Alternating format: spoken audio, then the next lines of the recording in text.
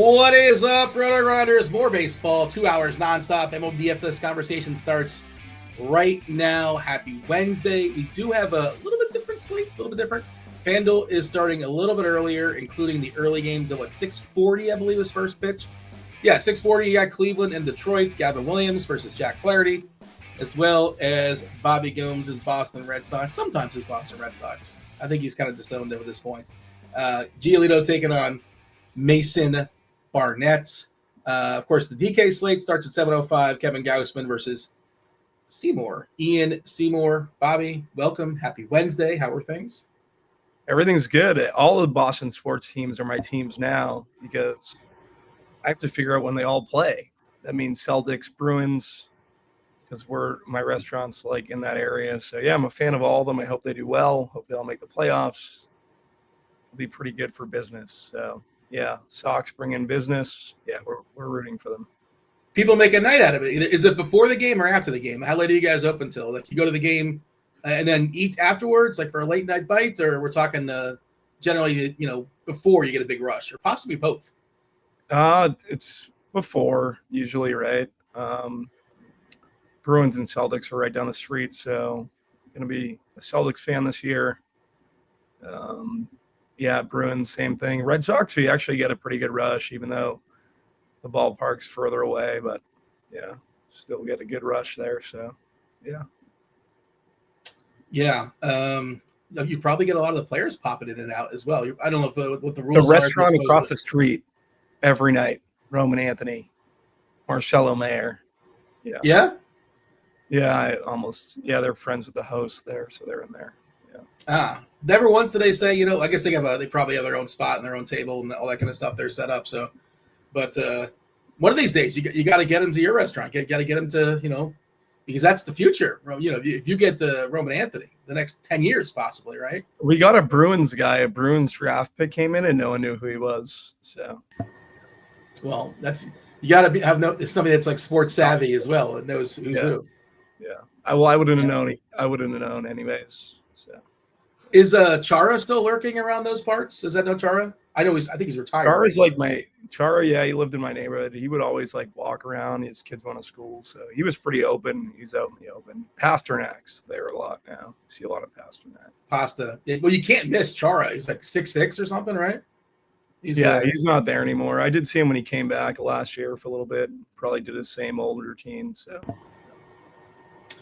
All right. I like Chara as a person. I never liked him in hockey. Because the game was kind of going away from him, puck moving defenseman, etc. Right? I thought he was fun to watch just because he's such a big dude out there. But I'm also not the person to say like how good he was hockey wise. He was great defensively. Yeah, I thought he was good. Yeah, the game kind of went away from him near the end, I would say. He stuck around. He stuck around for a while. I think he's like 36, 37 or something like that. I feel like he was there for a fair bit. All right. Hockey in the brain. Hockey starting pretty soon. Get excited about the hockey season. The Panthers obviously going for the three-peat. Get excited about that. I know the chat is very excited about the Florida Panthers. What's up, chat? Plus six like button for the three-peat, by the way. Oh, look at you. You're tapped in. I actually have I got in early, like right after they won last year, and I saw a pretty good line. Not a lot. Just got a taste of it just for fun. But all right, hit that like button, do subscribe, do turn those notifications, do all those things. Help us, keep the show on, keep the proverbial lights on. Yeah, Kachuk's going to be out for a while. That is correct. They just need him for the playoffs, right? The playoffs. That team is deep enough where they don't necessarily in the, hockey. Everyone makes the playoffs. It's kind of like basketball. I think they'll be fine. We'll see. But they have an old goalie as well, and Bob. But just get to the playoffs, kind of figure it out. Again, a little bit different as far as the slates. FanDuel, 2 extra games. Crunch time is going to be coming out just a few minutes earlier, I did see. I imagine it's because of the early FanDuel slate. You got TastefulTides, Tim, our third piece in the People Show on Sundays. Sunday, 9:30 in the morning, talking some football. You got Dave Potts, Cheeseisgood, as well as TJ Zwarych. I guess TJ is playing he's playing Weatherman today. And I did take a peek at the weather stuff. Roth wrote a lot of stuff up, but nothing that was especially dicey. I think this is an update because I don't recall any orange, and we now have yellow-orange in Tampa. Orange, not the dominant color, so I'm not necessarily scared. But yeah, yellow, orange in Tampa. I'll go ahead and drop this in chat.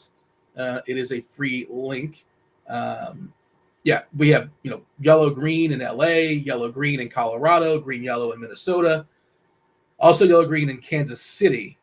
I did see something kind of funky. Was that with Weather Edge? I was really surprised to see, and we'll talk about this. I think it's one of the most important games in the slate, at least for me. There's 8 on DK, 10 on FanDuel. The Yankees are in Minnesota. We saw they put up a 10 spot last night, and could have been a lot more. They had 3 balls that just missed going over the fence early. I didn't see what happened later, and that terrible bullpen actually did pretty good to hold down the Yankees in Minnesota. Almost came all the way back. I think it was a 10-9 score in the end. But Weather Edge is, you know what? Gave it a refresh, and it did change. It changes hourly. Still a little bit positive. 19.7% bump in homers. It is a small sample, 59 games. But that's one of my favorite teams once again on the slates. We still have a game. Once again, have a game in Coors where Colorado was locked down. The Marlins, I think, put up 6 or so last night. It did not get fully loose, but maybe it does tonight. Miami does have a team total of close to 6 because McCade Brown does not necessarily look like he belong just yet in the majors, if ever. I don't know. We'll see. Rooting for him, but has not been terribly impressive. I don't think we have a Miami lineup just yet. We are projecting Jacob Marcy to lead off here versus the righty. Bobby, how are you seeing the slate overview-wise? A pretty good collection of pitchers in my estimation, but none of them are just you absolutely must play. The Angels still are the gift they keep on giving. It's insane how much they're striking out these days. Neto's on the IL now, so that lineup is looking just weaker and weaker by the day as they're sputtering to the finish line. 2 weeks left to go. No official Angels lineup out just yet, Bobby, but 29.1% Ks versus righties in the projected lineup is bonkers. Every single player in the red on plate IQ. Woodruff, the only thing you can say about him is that they're probably not going to push him. They're probably not going to push him, maybe 5 innings, 75, 80 pitches, but that also could be enough just with how giving this Angels team is. Your thoughts as far as the old screenshots, how are you seeing tonight's slates? Yeah, pitching above 9K is super strong. I'll probably live within the 9 and 10K range. Woodruff, Snell are the 2 guys.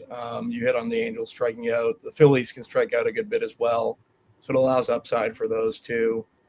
Going down the list, I'm just skipping over the DeGrom, and I'm probably not going to get to DeGrom just because at 9.3, I feel like he's going to be relatively chalky, and 150 I'd probably be under the field. But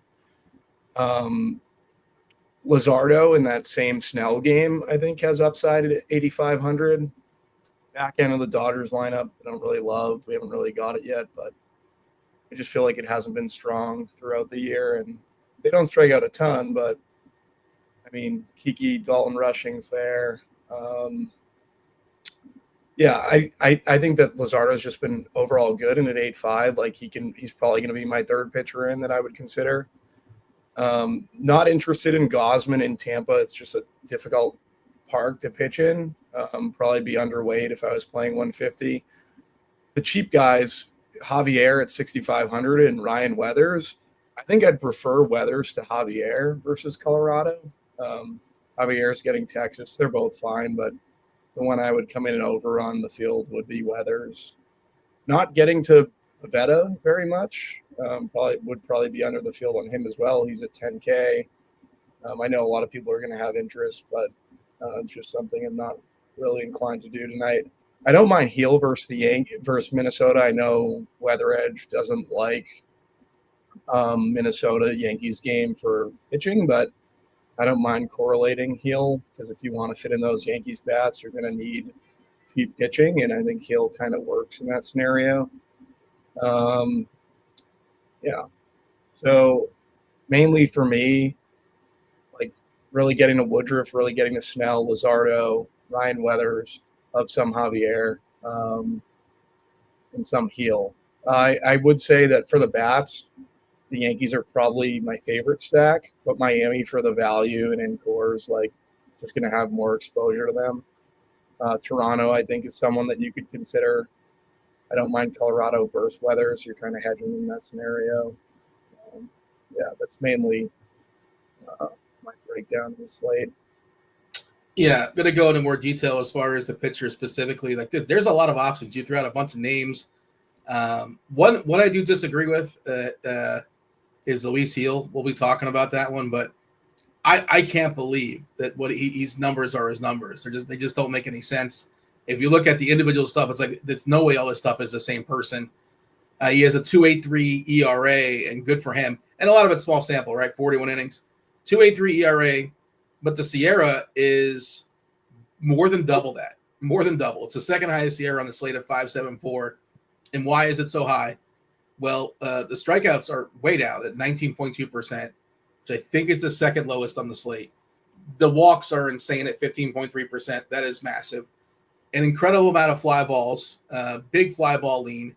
However, what percent of his fly balls are going over the fence? What is his homer to fly ball rate? 3.5%. Like, get out of town. That has a 0.44 homer to fly. It's a 0.44 homer to 9 ratio. It just feels like he's due to give up a couple homers, and all those walks are troublesome as well. So not necessarily solo jobs. And Minnesota is my favorite. I don't know if you want to call them a sneaky team, but I love the Yankees. I love Minnesota, and that's why I kind of reference at the top. That's my favorite game, and I'm sure I'm going to have an organic game stack or two because I really want to pick on Heel. And the Yankees are the Yankees, and Bradley's been better of late, and good for him, but still worth picking on. No Stanton today in the Yankees lineup, in that bullpen for Minnesota we talked about yesterday.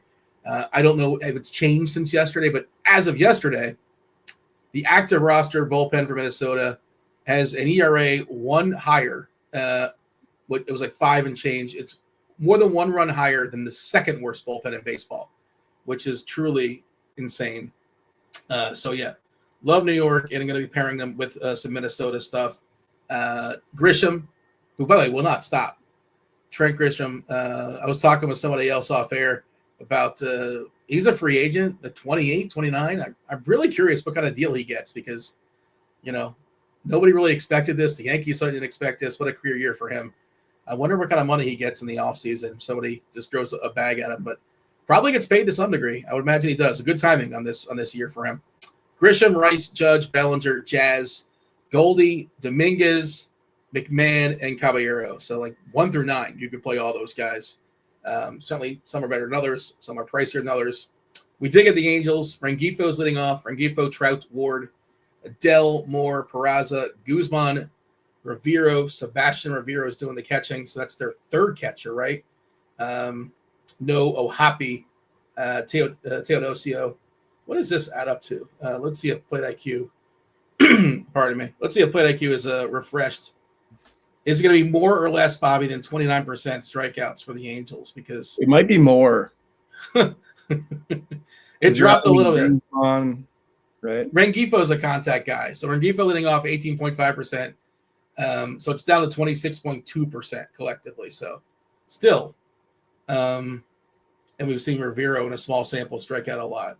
So, yeah, I still like Woodruff a good bit. If you're looking at our ownership stuff, we touched on him. You touched on him as well. I believe he's the most popular pitcher. Let's see if this changed. Nope, has not changed. Woodruff at 38% on DK at 9.7. A little bit tougher on FanDuel. I wouldn't say tough, but if you're like trying to shop around, I think he's 10 plus over there. DeGrom is the next guy at 35%. And I was thinking about, Texas might pump the brakes a little bit on him. They're still in the playoff run. They probably still think they have a chance, I guess. Is Seager just done for the year? Like, I think he's done, right? Is he ever going to come back with the appendectomy? I don't know if that's plausible. I think he's done, pretty sure. 12.8% according to Fangraphs. Their chances of making the playoffs. I guess they still believe. I was thinking about maybe Texas is thinking about next year, and they have, they're on the hook for DeGrom like 30, 40 million, something like that, and he's 38 next year, give or take. So maybe they don't push him too hard, but if they let him go, certainly he can get there. You mentioned Snell taking on Philly. Snell is so up and down. He's got the old Robbie Ray deal. You never really know what you're going to get, but in theory, there's a big upside. And two of the best hitters for Philly swing from the left side, in Schwarber and Harper. So he's got to be in your pool. myself and Chop were on the show last night touting the Dodgers. We thought Philly would roll out, the next day after clinching, kind of line up and just throw out a bunch of nonsense. They didn't. However, the Dodgers are up 4-0 early through 5, a no-hitter from Ohtani. And then Dave Roberts says, well, I know Ohtani's only threw 65 pitches or whatever it was. He's not allowed to pitch a 6th inning. That's it. You cannot pitch the 6th inning. And then Philly went ahead and put a 5 spot in the 6th. I'm not mad about this at all. I don't know if you can hear it in my voice. Maybe a little tilted. We did live bet Philly as a just in case. So it wasn't necessarily a disaster, but that was disappointing to say the least. But now we know for sure Ohtani cannot go beyond 5. That's just no scenario because he was throwing a no-hitter, and they still pulled him. And then the Dodgers promptly gave up the lead. Yeah, I'm trying to see if there's anybody else. As far as FanDuel pitching-wise, I don't think any of these guys should really necessarily be like in your top tier. I don't know if you see it any differently. Giolito, Barnett, I can't imagine. Gavin Williams, Flaherty. You can consider Giolito. You can consider Flaherty. You're going to hate this, but I don't mind Heel on FanDuel. Oh, it just seems so unnecessary. Well, yeah, get all the bats. Let me see. What's his price? Because I never considered playing him. He's 8.4. Yeah, I mean, I'd rather, if you're going to put me in that price tier, I'd rather play Flaherty. I'd rather play Peterson, I think. I'm not saying he's my favorite. I'm saying for DPs, I think he's in the discussion. You mentioned the bad bullpen. I just think the Yankees are in line for the win. So, yeah. I don't know how does he throw 6 innings in back-to-back games while walking 4 people in back-to-back games? How is he doing that? What is his pitch count? 93 and 90. That's hard to do, to pitch 6 innings and walk 4 people. And only give up 1 run, of course, because what is his left on base? That's also got to be a ridiculous number, isn't it? 79.7%. That's fortunate, but not incredibly lucky.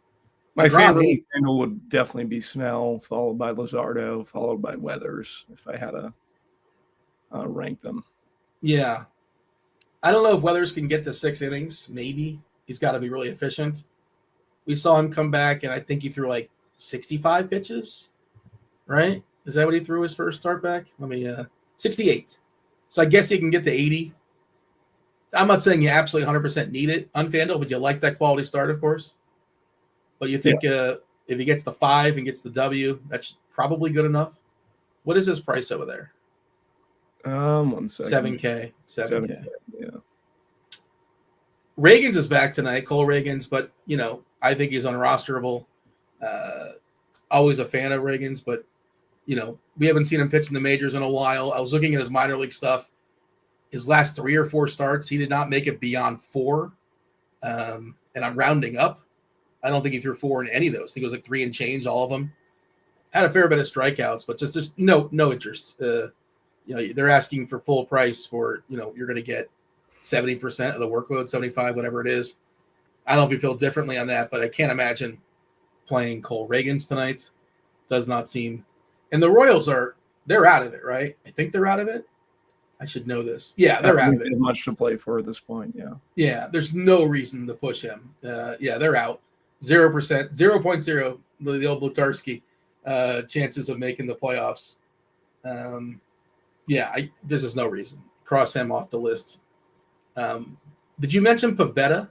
I know you threw out a bunch of names. Are we talking FD or DK? Either or. If you can give me your thoughts on both. Yeah, I'm not going to Pavetta at 10K. I'd rather Woodruff. I'd rather Snell. You could obviously play Pavetta under the field, but versus the Mets is a tough matchup. I know the ballpark is conducive to good pitching, but I'm just not. I just think there's more upside with Woodruff, Snell. I think you can make the case for Luzardo. Well, he's playing the Dodgers, but at 8.5, I'd rather take the 1,500 discount. Like I said, I like Weathers, even in Colorado at 6,200. I think he's in line for the win, so he's someone that I would have interest in prior to Pavetta. I like Gosman more than Pivetta at 9K, but I'm not getting Okay. him. It's just in Tampa, it's a tough spot, but it's 1,000 less, so I think he's more in play for me than Pivetta. Yeah. We're projecting, you mentioned rushing, and we're projecting him to come back. He did pinch hit last night. We have not seen him play in about 10 days. He hit himself in the shin. Tough spot to come back, left on left versus Luzardo. You kind of want him in there. Not that Workford's any good either. So, like, whatever the catcher is, it's not Will Smith, and it's going to be probably a good spot for Luzardo. And you mentioned, obviously Ohtani can hit lefties, but, a little bit subdued. Same deal with Freeman, not their best spots, but I think Luzardo's in the pool for sure. It's not Luzardo's my third. He's behind Woodruff Snell. I'd be most interested in getting to Luzardo, at least above the field, right? Like if he's 12%, I can get 16 to 18 and be fine with Luzardo. DeGrom's going to be very highly owned. I just can't see myself coming in over the field on DeGrom versus Houston at 9,300. I just don't think the upside's there relative to the other guys we've kind of talked about. So pretty contact heavy lineup. No Jordan Alvarez there for Houston, obviously. But outside of Christian Walker and Zach Cole in the 9-hole, 19% collectively as far as striking out. This year, DeGrom striking out 29.8% of lefties and 24% of righties. Does that coincide with last season? Last season he barely even pitched, but just of note, I suppose. It's going to be mostly righties. I think there's a couple switch hitters. Yeah, well, Sanchez, Cole, Caratini, so like 3 lefties here for Houston. But like ownership-wise, I'm looking at on DK. It's kind of like a 4 up top. I guess it's probably a 3-man. Woodruff 38%, Gausman 36%, DeGrom 32%, Snell 26%. Luzardo at 15 is pretty interesting. And, we're showing 10% for Reagan, so you're getting a bit of a discount at AK. That's just not something I'm doing. I cannot see. And we're 75 pitches that we're delegating, so I can't do that. And again, the heel thing, he's been a magician. So far, he's been great as far as like ERA, the actual results. The casual who's watching the Yankees is like, man, Heel's pitching great for us. It just feels like impending doom at some point. Now, will this Minnesota team be the team that brings it? I don't know. It's not a great roster. You have to fit these Yankees, though. So I think he's one of the ways if you correlate Heel with the Yankees. So the way I'm doing it is playing Twins. So I think that's the way I'm doing it. Just playing cheap Twins against Heel. But I hear you. That's another way to do it. But you mentioned Weathers as an option, who I would play before Heel. And there was another cheapie you threw out. Christian Javier would be the other one, 6,500. Yeah, against Texas. I feel like I like Weathers more than Javier, even in Colorado. I do too. If you're going to force me to pick between those two, putting the 300 in savings and can we get up to Peterson? Isn't the greatest, right? So no, I don't know if Peterson's at 7-8 against San Diego. I assume they're going to be rolling out a fairly contact-heavy lineup there, San Diego. Collectively it's 17.6%, and Peterson's not even a great strikeout pitcher.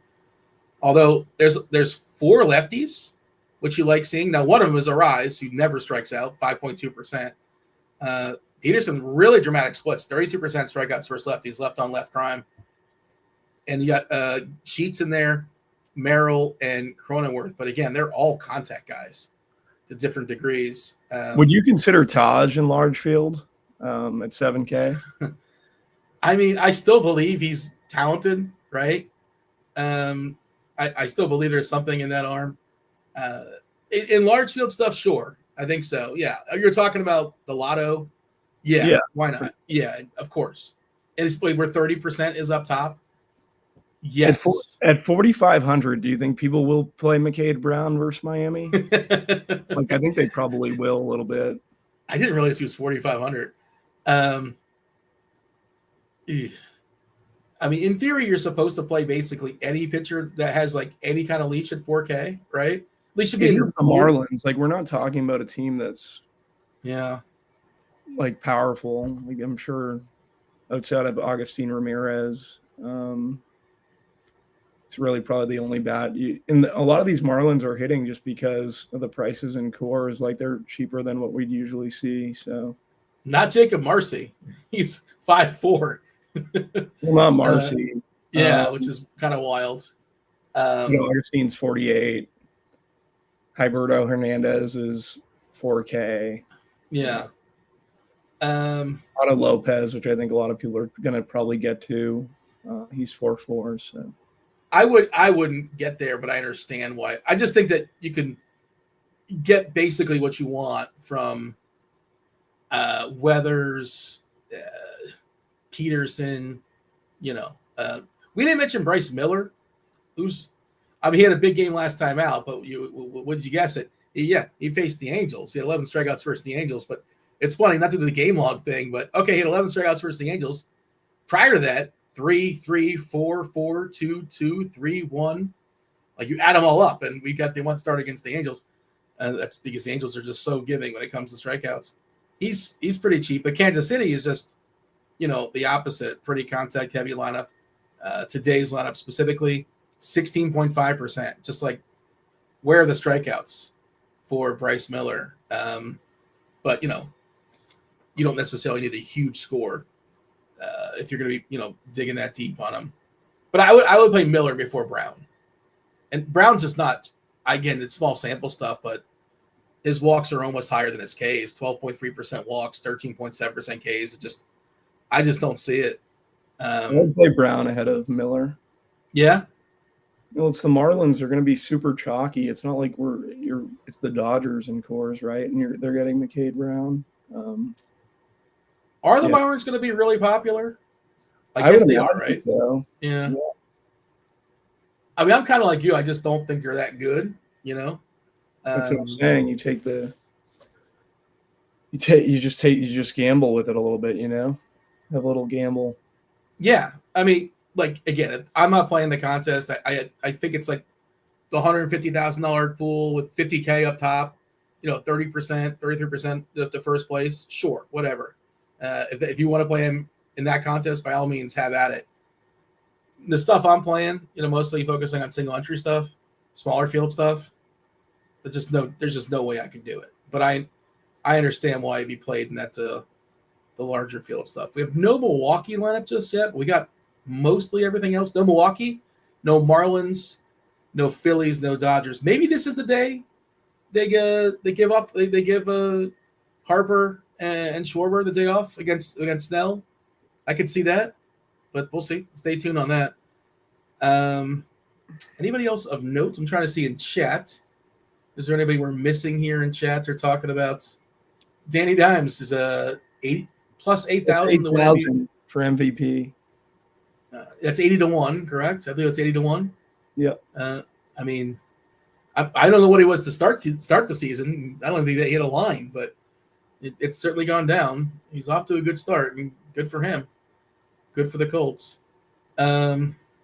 Do you have any futures in football? I don't think I have any futures. I'm trying to think if I bet anything. I don't believe I have anything. I think I have one guy for like rookie of the year for defense. I don't remember who it was. It's not a lot of money, but just for funsies. You dabble in those streets, Bobby? Rookie of the year? No. Any sort of futures, NFL futures?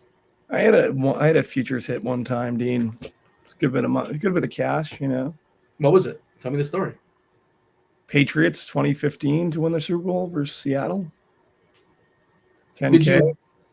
Did you pick the actual matchup, the opponent too? No. You could do both. Oh, just Patriots to win preseason, something like that. Yeah. You know what? I do have Denver to win the AFC at like 16 to 1. I got that one a while ago, and then I don't know how it's 2 games in, and I don't feel great about it. But you're not loving it. Say it again. You're not loving it, I would imagine. No, but yeah, whatever. It's a flyer. I was told they had the greatest defense ever created, and they're raving about Knicks, like, oh, he's going to take an incredible step forward. It's only 2 games, Dean. Yeah. Don't freak out over it. Even if your team's doing great, don't freak out. If your team's doing terrible, Don't forget. What do you think about the Patriots? Any thoughts about the Patriots? I mean, you barely got by Miami, which is like, I guess good for you. But what a weird game that was.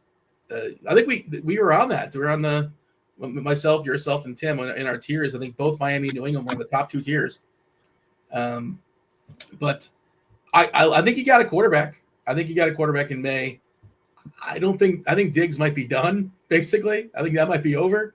I think that's a system thing. It'll probably take till like week 5 for him to get fully acclimated.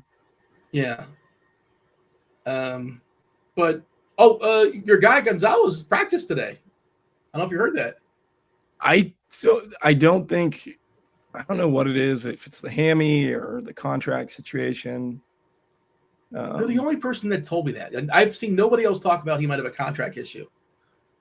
Well, people are talking about it like he can get why risk injury or playing bad when he's in line for a contract? He can be re-upped after his 3rd season, which is this year. So is that what it is? He's trying to play the game? Is that I don't know what's happening there, but I did see a note that he's supposed to be practicing today. That's what sports radio is saying. So okay, so I've not heard that thrown out there. Packers Ravens getting speculated as far as the Super Bowl this season in chats. The Packers look good. Ravens look good. Except Super Bowl if it was. Yeah, we have a good one Monday night: Detroit and Baltimore. Someone said I remind them of Cameron from Ferris Bueller. Don't know who that is. Cameron is Ferris Bueller's friend that wears the Detroit Red Wings jersey. Yeah. His car. He's the car. I don't know if you've seen Ferris Bueller's Day Off. It's been a long time. Years ago. Yeah. He's the Sausage King of Chicago. I don't know if you know that.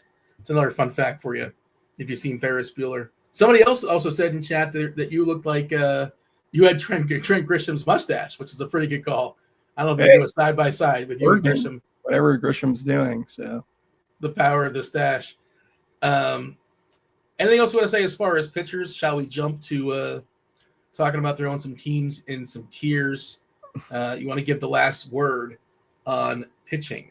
No, Woodruff, Snell are probably my favorite up top. Luzardo in the middle. And then if I'm going down, I prefer Weathers over Javier. Just got the Brewers. Frelick, Churio, Yelich, Contreras, Terang, Durbin, Bowers, Perkins, and Monasterio in the 9 holes. Anything different there? I'm not sure if we had anything different as far as our projections, but that is your Brewers lineup. Still waiting for Marlins and the late game. No Phillies, no Dodgers just yet. All right. We talked about we had nicknames, right? We talked about nicknames on the Sunday show. I can see it on my head. I was thinking about player nicknames, and I think about a specific player that had a ton of nicknames, Bobby. And I went ahead and power ranked for our tiers today. You remember Shaquille O'Neal? Remember Shaquille O'Neal? You know Shaquille, right? Yeah. He had Me and Kirk met him once. Yeah. Yeah. You were hanging out with you met Kirkwood? That's you're bearing the lead. Oh yeah, no, I've met Kirkwood a few times, but yeah, we went out to he was DJing. Shaq was DJing at a club. And you met him after he was you were at the he's concert. Coming on stage, yeah, shook his hand and stuff. DJ. Why were you on stage? It was a DK thing. Oh, I didn't know this. Oh, cool.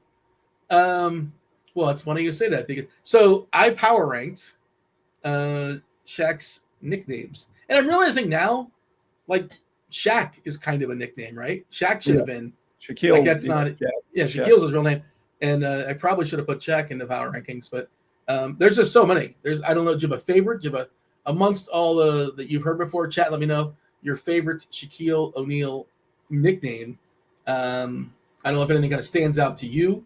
If you go on his Wikipedia page, there's a plethora. If you just go on the interwebs, there's a plethora. Some I didn't remember. Do you remember MDE, most dominant ever? I don't remember that. LCL, the last center left. Do you remember that one? I don't remember that one either. Superman did not make the board. But my board officially, and I wanted to, you remember the tail end of his career was rough. He bounced around and just, he was not very good living off his reputation. In Cleveland and Phoenix and Boston. I don't know how big this nickname was, but I put it on the board for you for another reason. Well, number one is the big Aristotle. You know, anytime you can work in Aristotle, the scientist, the philosopher, I put that number one. I don't feel very strongly about these, but it's a fun nickname, I guess. Shaq Fu, which kind of like linked in his video game of the same name. I don't remember Shaq Fu, the video game. Was that at the time where you were no longer allowed to play video games? Like you're too old for video games when it came out? I know you hate video games. Yeah, not interested in video games. Shaq Fu. I don't even remember that. Yeah. Big Leprechaun. Very let down. It was a big letdown. Do you remember the big Leprechaun when he was in Boston? Did the people actually call him that? I remember hearing it, but was that a thing that actually had the people, was he acknowledged as that on the broadcast? I don't remember. He played like 3 games. Yeah. 11 games he played. He wasn't very good. I did pull up his career stats, right? For Boston, let me see if I can. So I was looking at this pre-show on Basketball Reference. That was his last team in 2010-11. He was 38 years old. He actually started and played 36, 37 games. So he played more than, none memorable. So like it's fair that you think it's 10 or 11. But yeah, he wasn't very good. Previous to that on Cleveland, previous to that on Phoenix for a couple of years. The back end of that career was, I shouldn't say back end, the last 4 years. Many would say as good as he was, he's still kind of a little bit disappointing. Like he could have done more if he applied himself. People have said. DJ Diesel in the fourth hole, because DJing is, I docked him for that. I'm not, I have a bias toward DJ. Might be a good DJ, Dean. Might be a good DJ. He might be. I just think it's not. So it's not for me. It's the whole entity. Steve is not happy with me. I DJ, so that's messed up. No, it's nothing again. I just never really gravitated to it. It's a skill. I suppose. I'm sure it's a skill, but I don't totally get. I sound like an old, but I say I don't totally get it. But I don't totally get it. Just going someplace and listening to somebody DJ. As like that's the thing you're doing, but I guess teach his own. Have at it. Enjoy yourself. Have a good time. And then the big cactus. Oh, mostly because he was terrible in Phoenix, right? Do you remember him being the big cactus? Remember the big cactus? I don't know. I remember the big cactus. Yeah. So yeah. Somebody making a Fushnikins reference there in chat. I am getting that reference. That was his group. That was his. I don't know if they've released an album recently, Fushnikins, but that's who he was on with. Yeah, his biological didn't bother. I do remember that one. Phil was my father. My biological didn't bother. I do recall that song. All right. I'm not trying to discourage. If you like the DJs, have at it. Enjoy yourself. Okay, doesn't make my day any worse to not like it. I can just, if you like to sow away, and doesn't bother me in any way. Okay, let's knock out these first 2 FanDuel games. We'll move along and talk about the DK slate.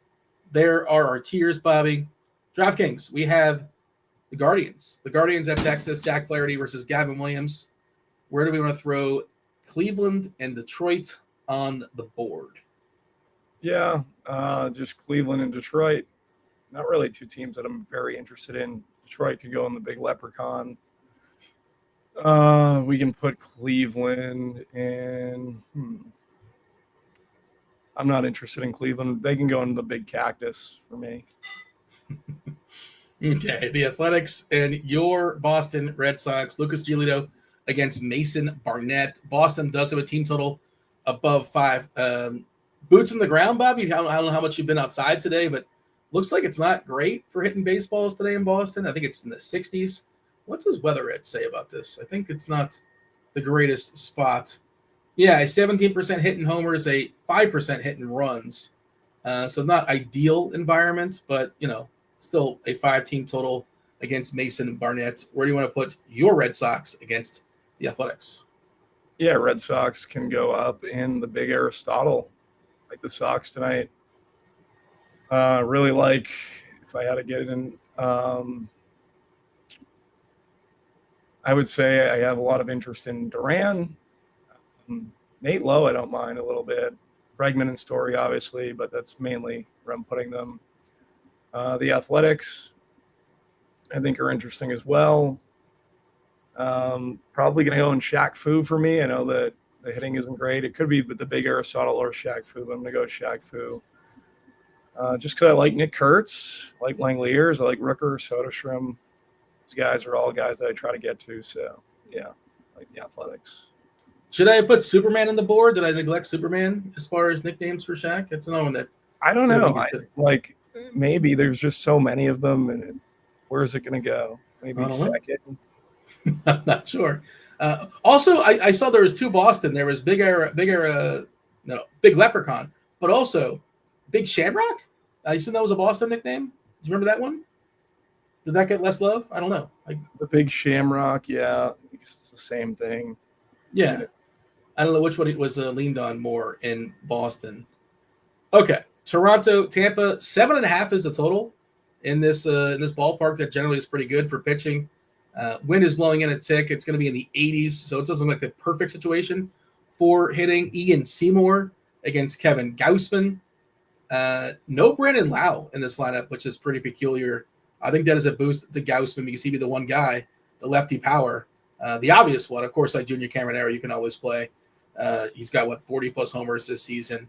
Where do you want to throw the Blue Jays and the Rays? Seymour is in the lineup, too. Bob Seymour and Ian Seymour, both Seymours are in for the Rays. Yeah, Toronto and Shaq Fu, like Springer, like Vlad, like Alejandro Kirk. Clement is fine as well. The Rays probably going DJ Diesel for me. Not really anyone that stands out. I guess you could play Junior Caminero. But really no one that Yandy Diaz is no one that stands out, right? Christopher Morel, like none of these guys jump off the page for me. So I'm not really interested in Tampa that much. Yeah. It is sort of peculiar that Lau's not playing today. Did I miss something? Did he get dinged or just a kind of a casual day off? Because Tampa typically just plays things by the book when it comes to analytics and left-right stuff. But that is interesting. He's not in the lineup today. Just an oddly specific reference in chat about me hanging out on Church Street in Orlando, which I've certainly done that plenty, but I don't remember wearing a Scotty Skiles jersey, which is pretty funny. Shout out to Stoner there in chat. All right. Padres, Mets, David Peterson, Pavetta. We talked about liking Pavetta a little bit. The tricky part is this Mets lineup's pretty good. They absolutely just ambushed King last night, but they put up like a 5 or 6 spot pretty early against the Padres. Peterson against San Diego, he's fine-ish, right? San Diego just, again, another contact-heavy lineup, and there are some legit hitters at the top end.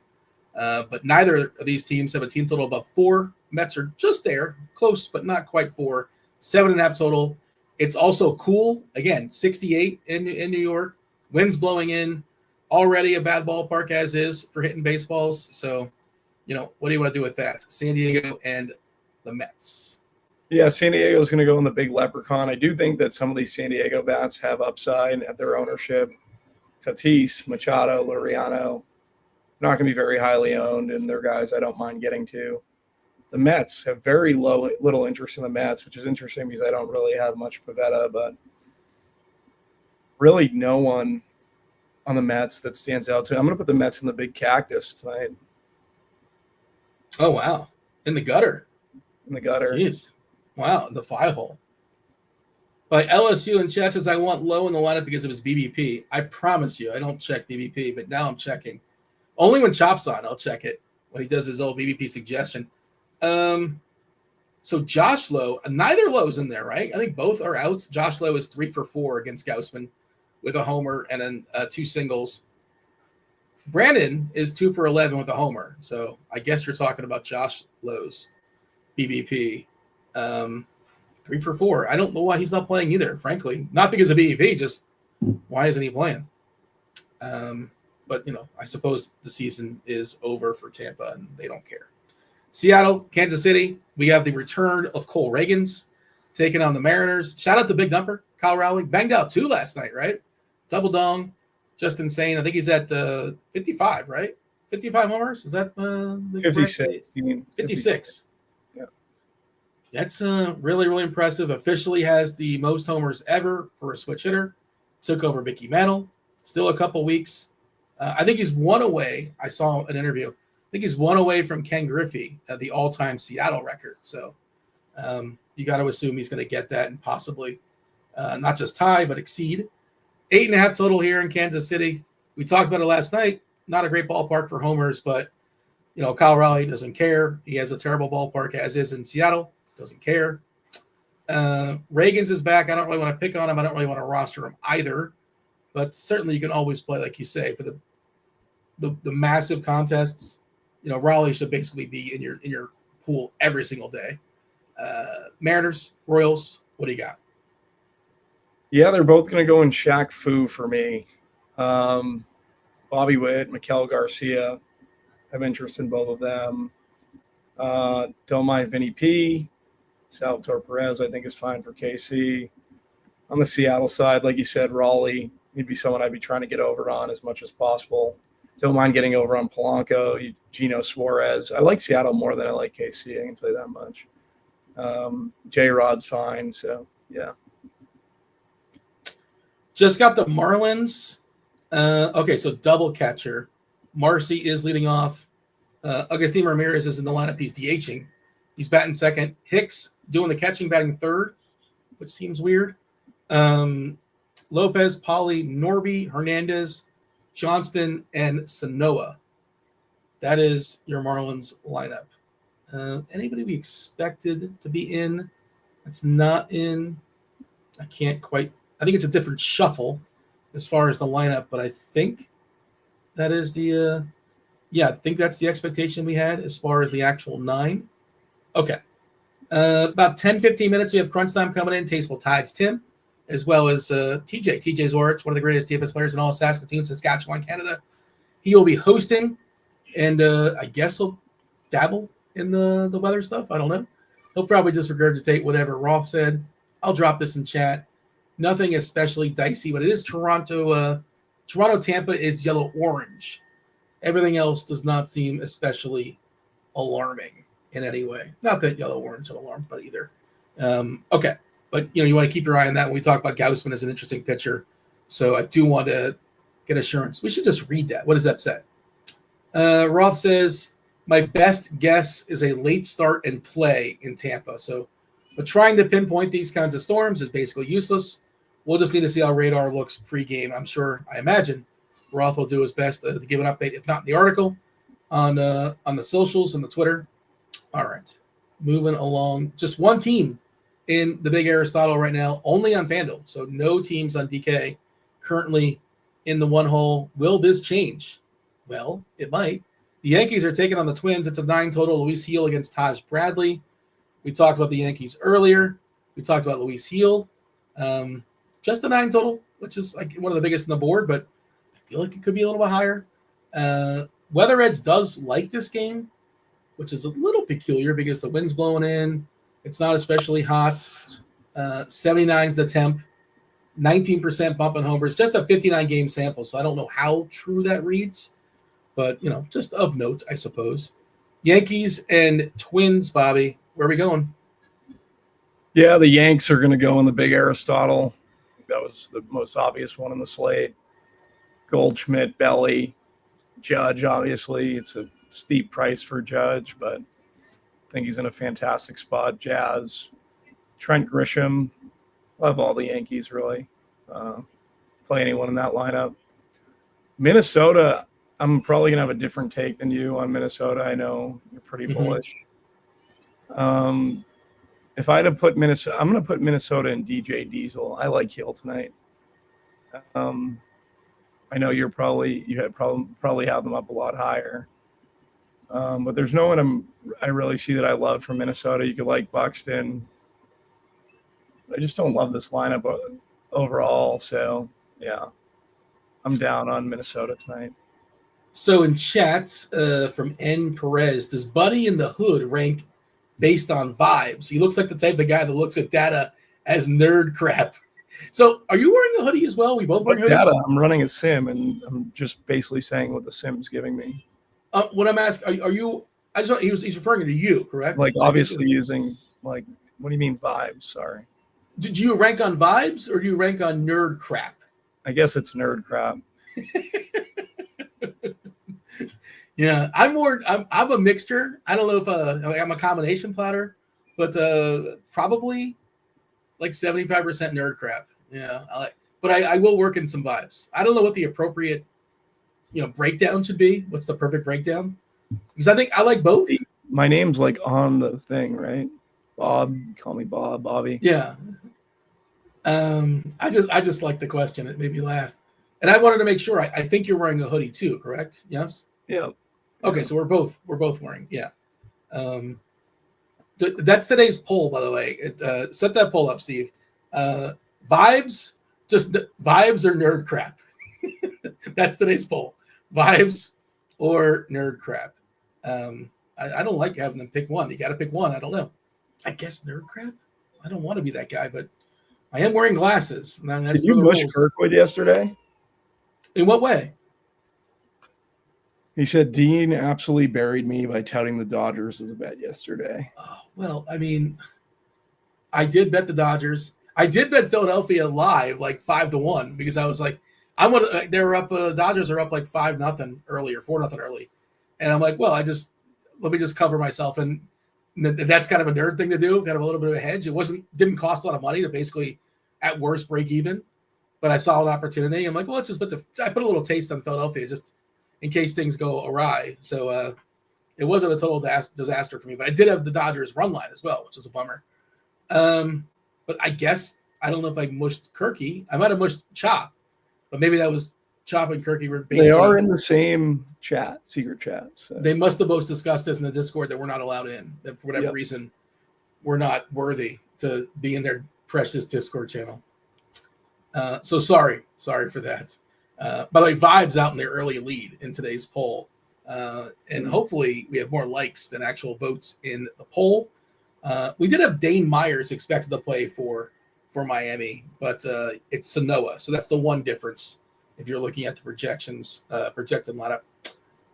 Angels are taking on the Brewers. Soriano versus Woodruff.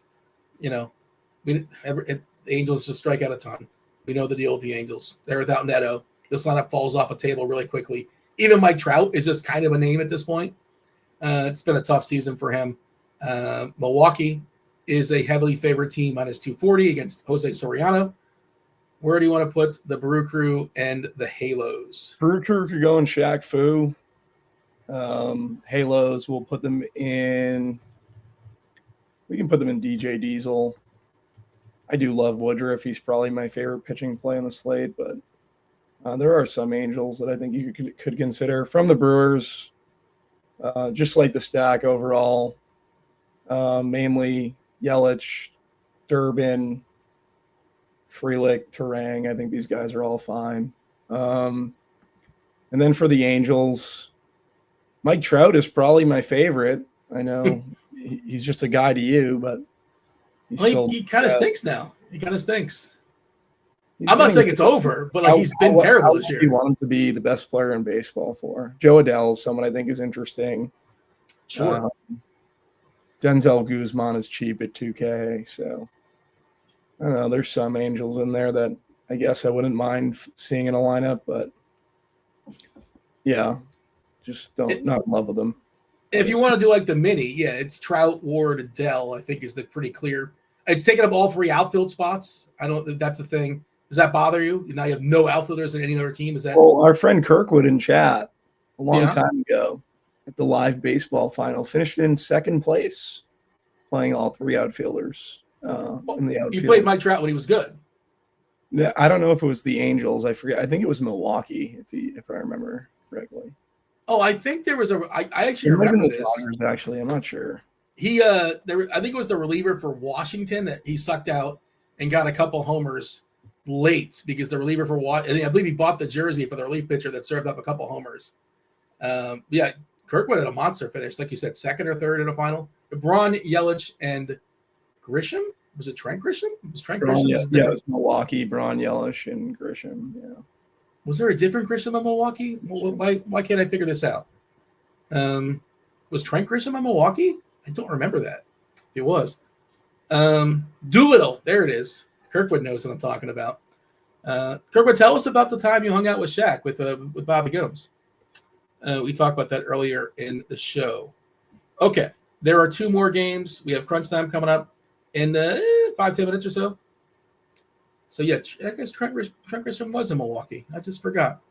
The Marlins taking on the Rockies. McCade Brown versus Ryan Weathers. We did officially get a Miami lineup. They do have a team total. No Edwards, obviously, not in the lineup today. And they're without Stowers. Stowers would be awesome today, but he's not in the lineup. He's probably not going to play baseball the rest of the season. They still have a team total closing in on 6 against McCade Brown. 2 last names.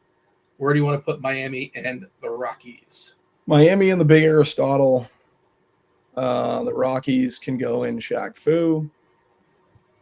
Miami guys I like. Agustin Ramirez kind of hit on it a bunch. Connor Norby's fine. 4,200 for Norby. Otto Lopez is probably going to be the chalkiest play, I would imagine, at 4,400. Don't mind Xavier Edwards. So there's a lot of Miami guys I kind of like. On the Colorado side, Hunter Goodman, always, if I'm playing anyone from Colorado. Jordan Beck's going to be popular. I don't know how much I love Beck, though. He is 3,800. Tovar's fine. That's mainly like Doyle. You can get to these guys, Tyler Freeman, etc. But what the pinch hit risk is. How good. I just don't love I actually kind of like Weathers a little bit. What's the pinch hit risk for like one of these guys who are like Moniak to jump in for Beck or Doyle? I bet you that there's a number on that. Curious what Cardi has for those two. But sure, you hit on the guys. Goodman for sure. Beck and Doyle. I'm not quite sure what to expect from Blaine Krim from the Independent, but he's cheap and he is a righty taking on Weathers. I don't know what his pinch hit risk is either. Just the lefty starting, things can get a little bit dicey. No lineups just yet for this last game. Wait a second. No. Wow, Brandon Pfaadt had a complete game shutout. Good for him. Oh, no, wait. The game's not over. No decision. Is it 0-0? San Fran and Arizona? I didn't play that game, but I'm just kind of keeping an eye on it. I think Verlander was really good on the other side, if I'm not mistaken. He's had a renaissance the last couple months or so. Shout out to Justin Verlander.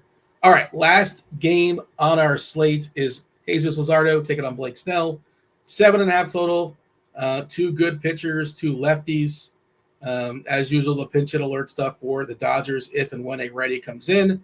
Muncy, I presume, will be on the bench, but possibly, jumping in for the likes of, Alex Cole or whatever, Tommy Edman, one of those guys. Well, Edman's a switch hitter, so maybe he sticks around. Where do you want to put the Phillies and the Dodgers? Both in the big leprechaun. Dodgers, Tommy Edman, I think is fine. Mookie's had an awful year, but he's playable. Yeah, from there, Freeman, Kiki. The pitching in this game is what I'd lean to the most. Usually not the case for the Dodgers, but it is tonight. Phillies, bats that stick out for the Phillies. Real Muto, Harper, Weston Wilson at 2,300 out mine, Schwarber. That's pretty much it. Producer Steve is questioning my calling Blake Snell and Jesus Luzardo 2 good pitchers. I think they're 2 good pitchers. Why would we not say they're good pitchers? Questioning both? I think they're both pretty good. But Luzardo's got a 4 ERA this year, a little bit unlucky. Snell's been good, but again, a little bit lucky.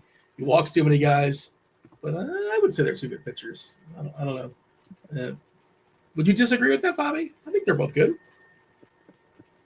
They're both good pitchers, yeah, like Snell and Luzardo tonight. So guys I'll definitely be overweight on.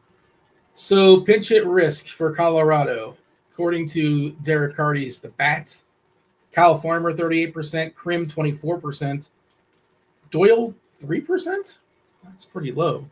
Beck, 4%. I thought I'd be higher on those guys. A little bit surprised. But, yeah, Farmer and Krim are the ones that are the most vulnerable, according to The Bat.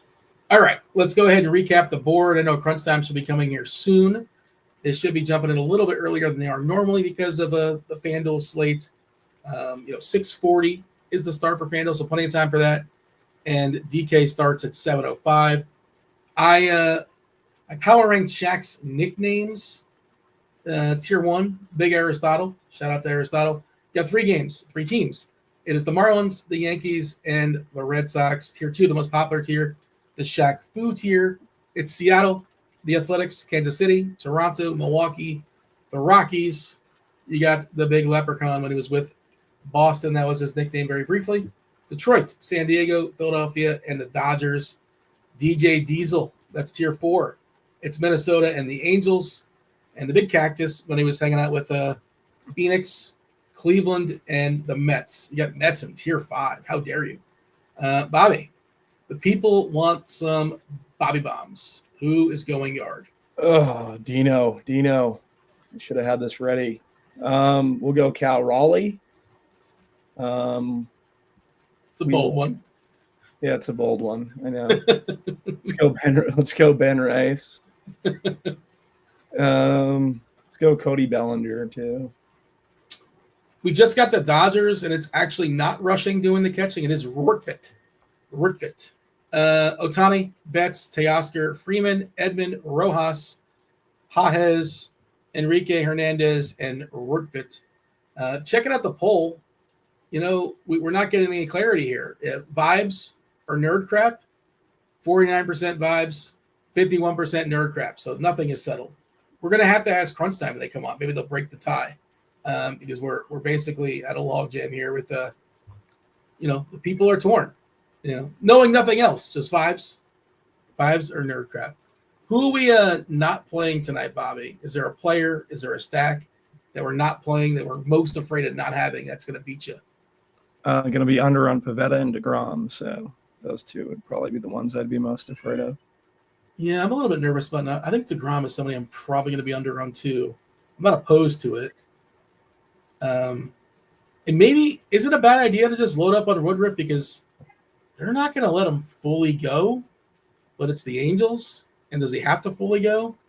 What are we projecting? 85 pitches for Woodruff? It's not bad. It's just you're not going to get a CGSO. You're not going to get that from anybody, pretty much ever.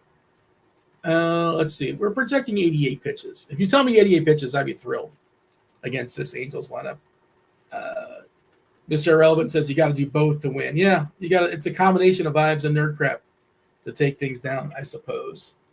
All right. Still waiting for Crunch Time to fully assemble. Pots, TastefulTides, Tim, as well as TJ Zwarych should be jumping in here momentarily. I feel like we haven't had Spidey bombs in a while. As Spidey retired, is he holding out for more money? Maybe TJ hasn't done a lot of baseball shows. I'm not sure. Where's Spidey? Spidey's out there saving cities. I'm not sure what he's up to.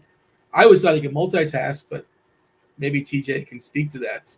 If I missed that, Bobby, have we not? I feel like we haven't seen Spidey in a while. Am I just making that up? I feel like we haven't seen Spidey either. I think what happens is TJ takes all the credit, and Spidey's just had enough. Spidey's like, what is that? Enough, exactly. TJ takes the big You're on tonight again for the show, right? The football show.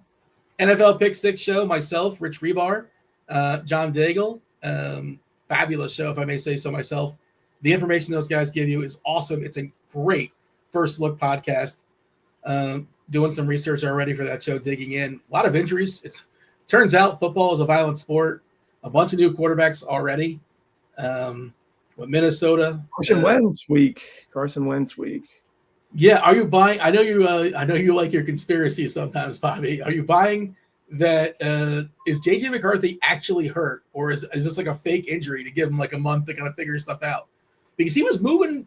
There was video evidence, like they gave him an ankle. I think it's an ankle, and there's video evidence that suggests that maybe they're just giving him a body part just for the sake of like not saying, oh wait, he's worse than Carson Wentz right now, so we got to take him out. I think we should be taking the Tom Brady approach with all of these young quarterbacks. Let them sit a year. Oh, well, he already sat a year. He sat last year. I mean, yeah, out of injury. Yeah, out of injury though, so he probably didn't get the same amount of reps that he should have gotten. I don't know. Yeah, let him sit back a little bit. He's probably not really that hurt, but got to learn to read a defense. Yeah, I mean, I'm not sure. I saw people speculating about it, and I saw a video of him and I remember watching the game. He took a tough hit and he kind of was limping around, but the last play or two, he was running around seemingly fine, but maybe that was just adrenaline. Marcus Mariota will be a quarterback this week. T-Mobile. We could do almost how many nicknames does Tyrod Taylor have? T-God, T-Mobile, T-Squared. Tyrod Taylor is not I feel like Tyrod Taylor has just made a great living being a backup, and he plays enough. Yeah, but he'll always be remembered as the guy that, the doctor for the Chargers gave him a shot pregame. That was Taylor, right? And like he basically a pregame shot like 5 minutes before the game started, and somehow I don't know, they didn't give him the right dosage, but he wasn't able to play because of the shot, the effects of it, and nobody knew it. Just like, oh well, he can't play because the doctor goofed, and he was really popular that week too. So we have several backup quarterbacks already to talk about for week, and of course, I guess I buried the lead with Cincinnati. Of course, no Joe.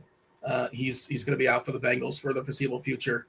And, I try to start a petition to get Jameis Winston to the Bengals because with that offense and Winston, that would just be an absolute blast as far as I can tell. Is Crunch Time not aware what time they're supposed to be here? I'm filibustering as best as possible. How many do we have of Crunch Time? Who's late? Right? Like it's supposed to. Well, we're supposed to be off this, right? Is this Tim's fault?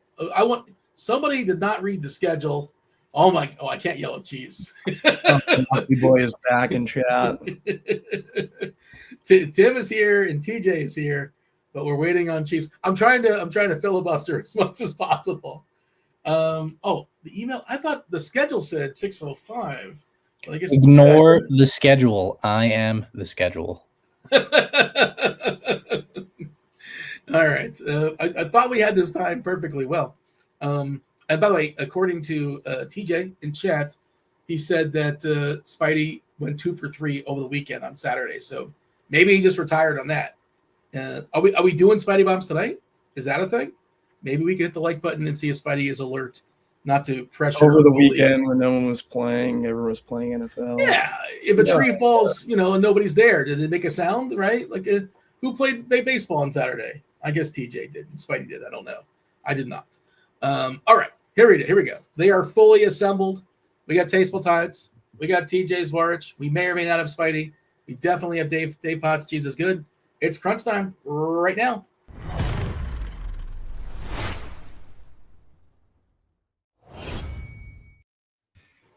All right, TJ.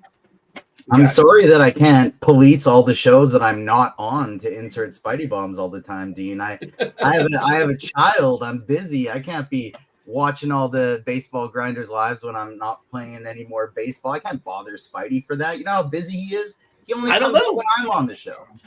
So is Spidey doing a thing tonight? Is he available tonight? Well, of course. Okay, just wanted to. He's not hiding anywhere. It's just when I'm on baseball shows, he's here. All right, so you hit that. Do you have an official threshold for Spidey bombs? Yeah, well, unfortunately, the likes are sitting pretty low right now after Grinders Live. So, as soon as we get to 100 likes, we got the first one, second one at 150. Tim, vibes or nerd crap? I think it's vibes. I'm gonna go vibes. I have a question. Can I ask a question to the group? What in the world is happening? What does that poll even mean? I don't understand what any of those. What are we talking about? What is that choice? I wasn't actually here for the whole discussion, but I think I got the gist of it. When you're building your lineups for DFS, are you prioritizing like what you feel in your gut, what the vibes are, or are you going with the number? That was my. But this was more specifically about Bobby, what he does when he literally reading off what I simmed. So.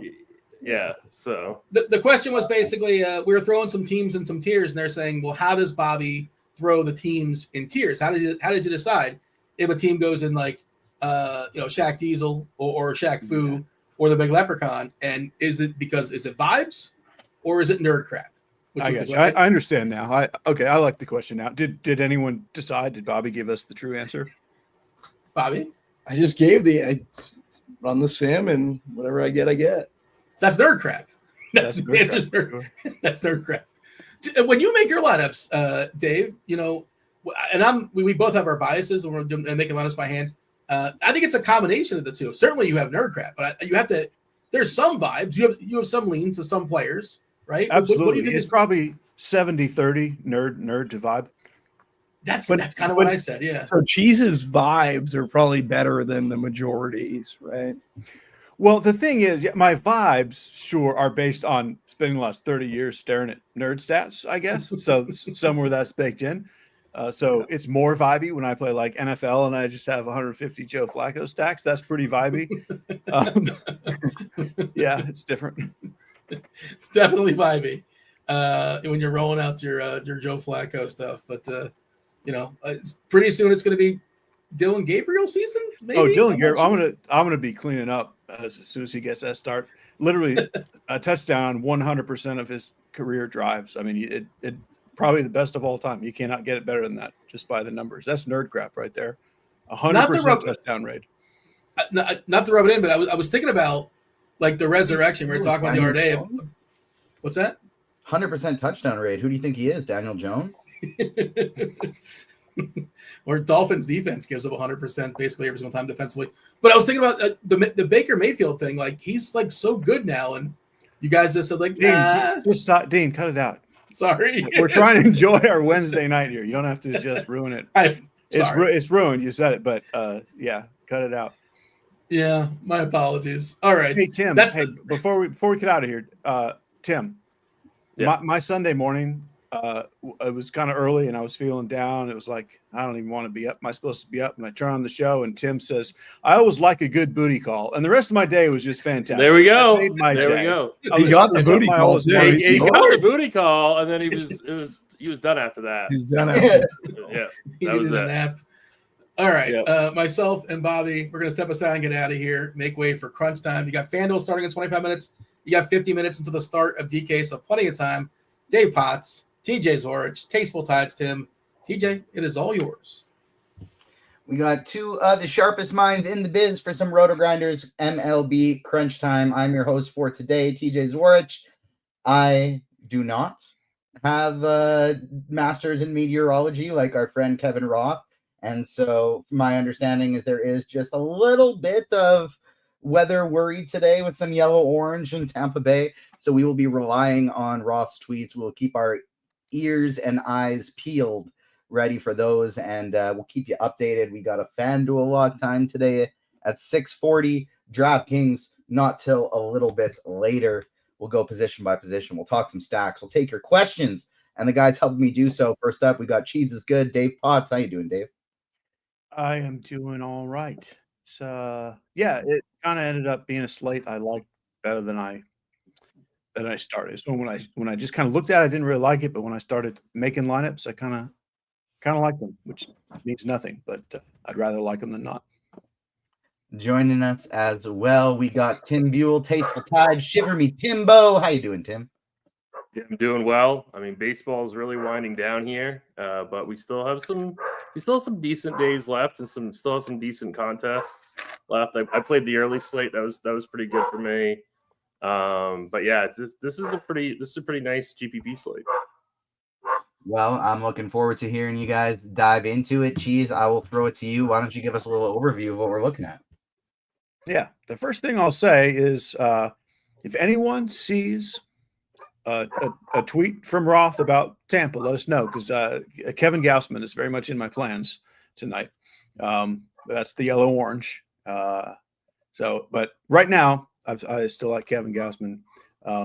But essentially the overview is we got 5 or 6 aces, depending on your definition of aces. And you can kind of afford them, at least one of them pretty easily.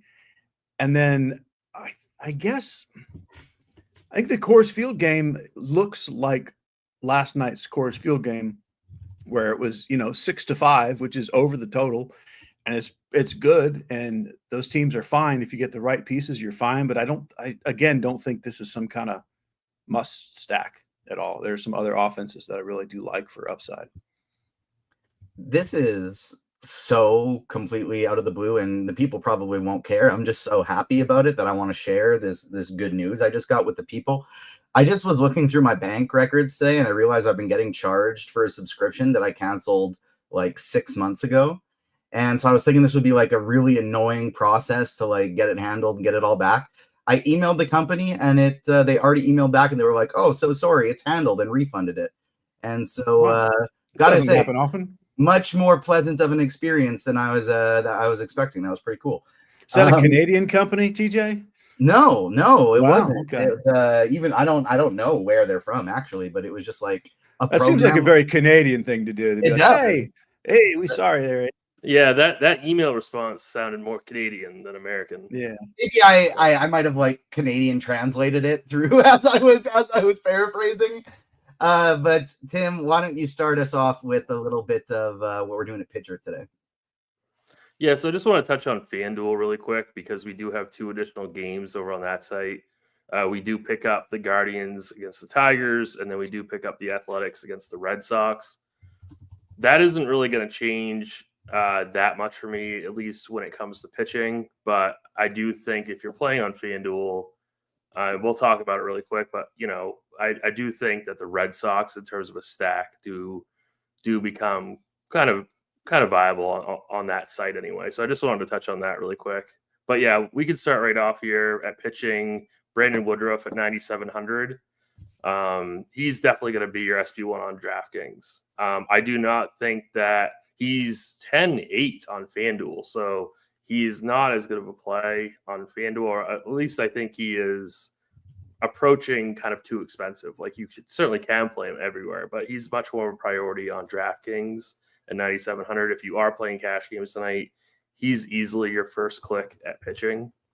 But like Cheese mentioned at the top of the show, this is a very, very strong pitching slate. So SP2, I think there's a few different choices. Blake Snell, I think he's your GPP guy just because he has monster upside against really anybody. So I think he is like the guy that you're playing in large field. I think if you're looking for safety, I'm going Kevin Gausman at 9K. But I mean, it's really close between Snell, Gausman, and Jacob deGrom at 9,300. I think deGrom would be more of like a cash game play to me. I don't know if he has like a super high ceiling here. Like, I prefer chasing Snell's ceiling versus deGrom's. Nick Pivetta, he's another guy that definitely has upside here. I don't think he's as good as the guys that I previously mentioned, and he's more expensive. But I mean, if you have a portfolio of teams, by all means, get a little bit here and there. I don't think he's going to have very much ownership, so it's not going to be very hard to match the field. And then, as you go cheaper, Cole Reagans is making his return tonight, and the bat has him for 71 pitches. He's 8K.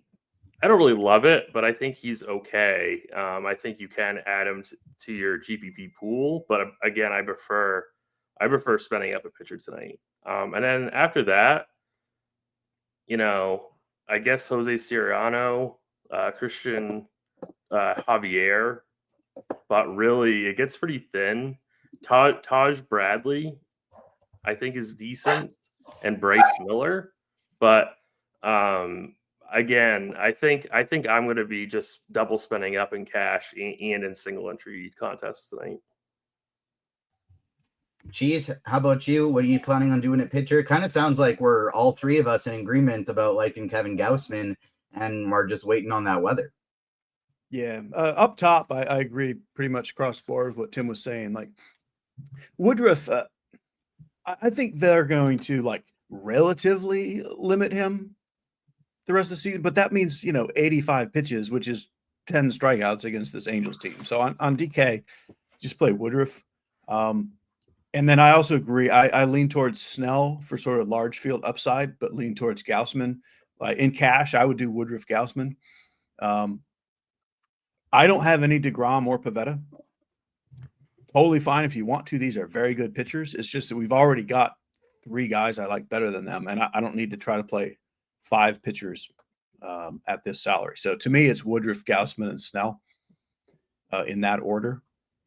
And then I also have a little bit of Jesus Luzardo. He's really similar to Snell. He has the tougher matchup, but still, if he's on, the dude will strike out 10 guys against anyone. So I don't mind a little bit of him on DK. On the FanDuel side, as far as the early games, I do have a little Jack Flaherty. I don't love that it's a bunch of lefties, but I just think he's still better than an $8,200 pitcher. So compared to the rest of the cheap guys on FanDuel, I do like Flaherty. And then on DK with the cheap stuff, I'm just on the Bryce Miller side here.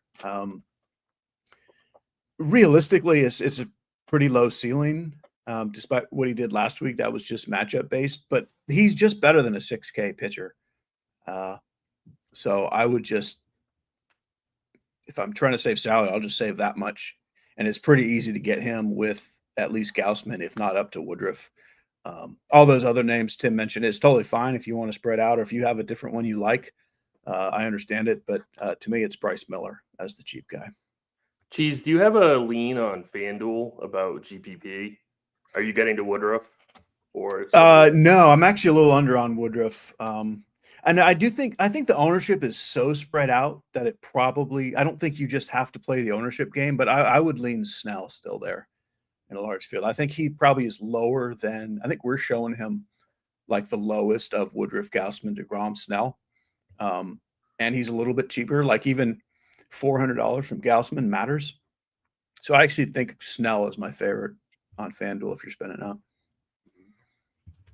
All right, let's talk a little bit about some stacks. Cheese, I'll keep it with you, and let us know as well where you would kind of place in those the FanDuel only stacks. Yeah, so Boston does jump into the top tier of the FanDuel stacks. The Tigers and the A's are in that sort of this leftover pool that I'll mention, but really the Red Sox are up. To me, it's Marlins, Yankees, Red Sox. I would go in that order. But I also think the Marlins and the Yankees are kind of just like last night. These are the only things that have enough ownership to really matter. And I certainly don't love the Marlins that much better than everything else. And I only sort of love the Yankees better than everything else. Like they have the massive ceiling, but I do kind of somewhat-ish believe in Taj Bradley looking a little better recently. So I'm not as all in on the Yankees as I was the last couple nights. So to me, Boston is kind of probably I don't know if they're my highest owned stack on FanDuel, but they might be just because I think they get an ownership discount from those two. And then on DraftKings, I do like the Rockies. They're pretty easy to afford. And you add in the bullpen factor, it's fine. But there are three teams that I overwhelmingly love for large field tournaments that I know no one's going to play. And like the best case scenario upside is very easy to see. That would be the Mariners, the Twins, and the Rangers. With the Mariners, like Cole Reagan's great. He's probably going to pitch 3 innings, like maybe 4. And he gives up home runs. Like he'll probably, if he pitches, let's say even 5 innings, he can strike out 12 guys. He'll still give up 2 home runs. And then half a game against the bullpen, no ownership with one of the best power teams in the league. I love it. And then the Twins and the Rangers, both of those opposing pitchers, Luis Gil and Christian Javier, are like maybe good. Definitely they have talent, but they also are kind of terrible in their own special way. So those are the stacks I love to be a little different. All right, Tim, how about you? Who are you stacking up today? Yeah, I just wanted to touch on Boston on FanDuel. They are definitely a top tier stack. They might not be my most favorite stack, but they're right up there, just like Cheese said with the Yankees and the Marlins. So just don't forget about them if you're playing on that site tonight. I also agree with Cheese. Like I played a full 5-man New York Yankee stack last night. I almost kind of want to lean like getting pieces of Taj Bradley if I was making 150 tonight, just because I think both sides of this game have a ceiling. I'm not anywhere as high on the Yankees as I was yesterday. I'm going to go with the Coors game I'm just going to go with Miami, Colorado. I really like getting to Colorado tonight because they are extremely cheap, and I want to double pay up at pitching. So I'm going with Colorado. But I think that you can go a full 5-man Miami. I really like the Twins call just because Luis Gil has like a 15% walk rate. So it's, Minnesota can definitely could really hit a ceiling in this game tonight. So I do like Minnesota quite a bit. I think my off the board stack is actually the Phillies against Blake Snell. I know that I talked about how I like Blake Snell for large field GPPs, but again, this is kind of like the Taj Bradley situation. It's like, yeah, Blake Snell could strike out 12 batters, and Blake Snell sometimes just beats himself. So I think and I don't think anyone's going to be playing the Phillies tonight. So I do like taking shots on them in large field stuff. All right, Tim, I will keep it with you, and you can start us off for a little bit of catcher talk. I'll do a quick double check here, see if Roth has posted anything about the weather in Tampa yet. Not quite yet, but we will keep on our toes about that one. Don't forget to hit the like button. We are close to Spidey Bomb number 1, but not quite at 100 likes yet. So keep hitting the like button for some home run picks. And of course, we'll get your questions after we go position by position here. I'll be going to the YouTube chat. Then I'll be going to the RotoGrinders live stream Discord chat. No, reverse that. I'll be going to the RotoGrinders live stream Discord chat. And then I'll be going to the YouTube chat. Heck, unless YouTube, you guys got like 200 likes or something, then maybe I'll go to you guys first. But Tim, start us off at catcher. So Hunter Goodman, Agustin Ramirez are definitely going to be your highest projected catchers. But I do like Cal Raleigh quite a bit as pivots. Like he just keeps, winning people GPPs. Shout out to Dan Gaspar, Mr. Tunnel 05. who took down another 50K in MLB last night. He's just crushing all the sports. So congrats to him. And I think he won it with Cal Raleigh and that Seattle team. So great work by him. Mid-range guy, Alejandro Kirk, I think is a pretty nice play. And then I do like JT Realmuto for just like part of like a skinny or one-off stack of the Phillies. All right, Cheese, how about you? Who are you playing at catcher? It really is just remarkably fantastic to live in a world where just nobody plays the best hitter in the world ever. I mean, like Cal Raleigh is so much better than everyone else at this point. Like, what are we even talking about? Like, people still want to be like, oh no, Aaron Judge. Nobody's better than Cal Raleigh, and nobody plays him. He's 2% owned every day. It's so goofy. Play Cal Raleigh. I do like Hunter Goodman. I do like Augustin Ramirez. I do like Ben Rice. But why are we not just playing the best player in the world at 2% ownership? It's silly. That's all I have to say. Take it to first base. I didn't realize I was muted there. The dogs were barking. Yeah, they were. I do that was barely a mute count. No one even caught me. I caught myself. Take that mute count down. I saw your mouth moving. Okay, fine. I really don't love first base. I like Ben Rice as a first baseman. It's another one of those slates where catcher is just better than first. Like, I'd play Goodman and Ramirez as well as Raleigh ahead of any of these first basemen. So give me Ben Rice at first. I do like Vinny P, even though I like Miller. Like, Vinny P is the one Royals bat I would play even in a Miller lineup. On DraftKings, I think it's fine to play Liam Hicks or Troy Johnston. I prefer Johnston over Hicks. And I think Blake Krim is interesting as a cheap guy. Basically, like, sure, play a little Vlad or a little Alonso. Feel free to play an unowned Ohtani. But mostly, I just think it's okay to go cheap here because it's just not great. And that's the Coors guys. I'll go Troy first, Krim second, and then even Rowdy Tellez is in my pool. We did get an update from Roth. Storms are starting to pop up in the area. You can't really pinpoint these, but the general idea is an increase in coverage over the next few hours. Good chance of a delay of some sort, chance of postponement if everything goes wrong. So not a lot of clarity, but definitely risk. Definitely a lot of risk involved in this one. Based on what he's saying, it does seem like if we do get a pre-game delay, as long as it doesn't get, like, as long as the Storms don't just literally fire all night long, that might be pretty good for us. But we will see. As of right now, looks dicey. I would say definitely playing the Roth roll. I'd say definitely don't play Gaussman in a cash setting. But in your tournaments, if you wanna take a shot, then nothing wrong with taking shots in tournaments. Just know you are assuming the risk. I forget where we were there. Is it Tim, you at first? Yeah, and just so everybody knows, I had Gaussman as my SB2. I will no longer have a Gaussman as my SB2. So that's kind of a tough one. I think I'm just going to go to Grom now as my SB2, but it's pretty close. But I just don't want to deal with that weather. I don't want to take the risk. It's not worth it. We have quality pitching tonight, so I'm not going to deal with that weather.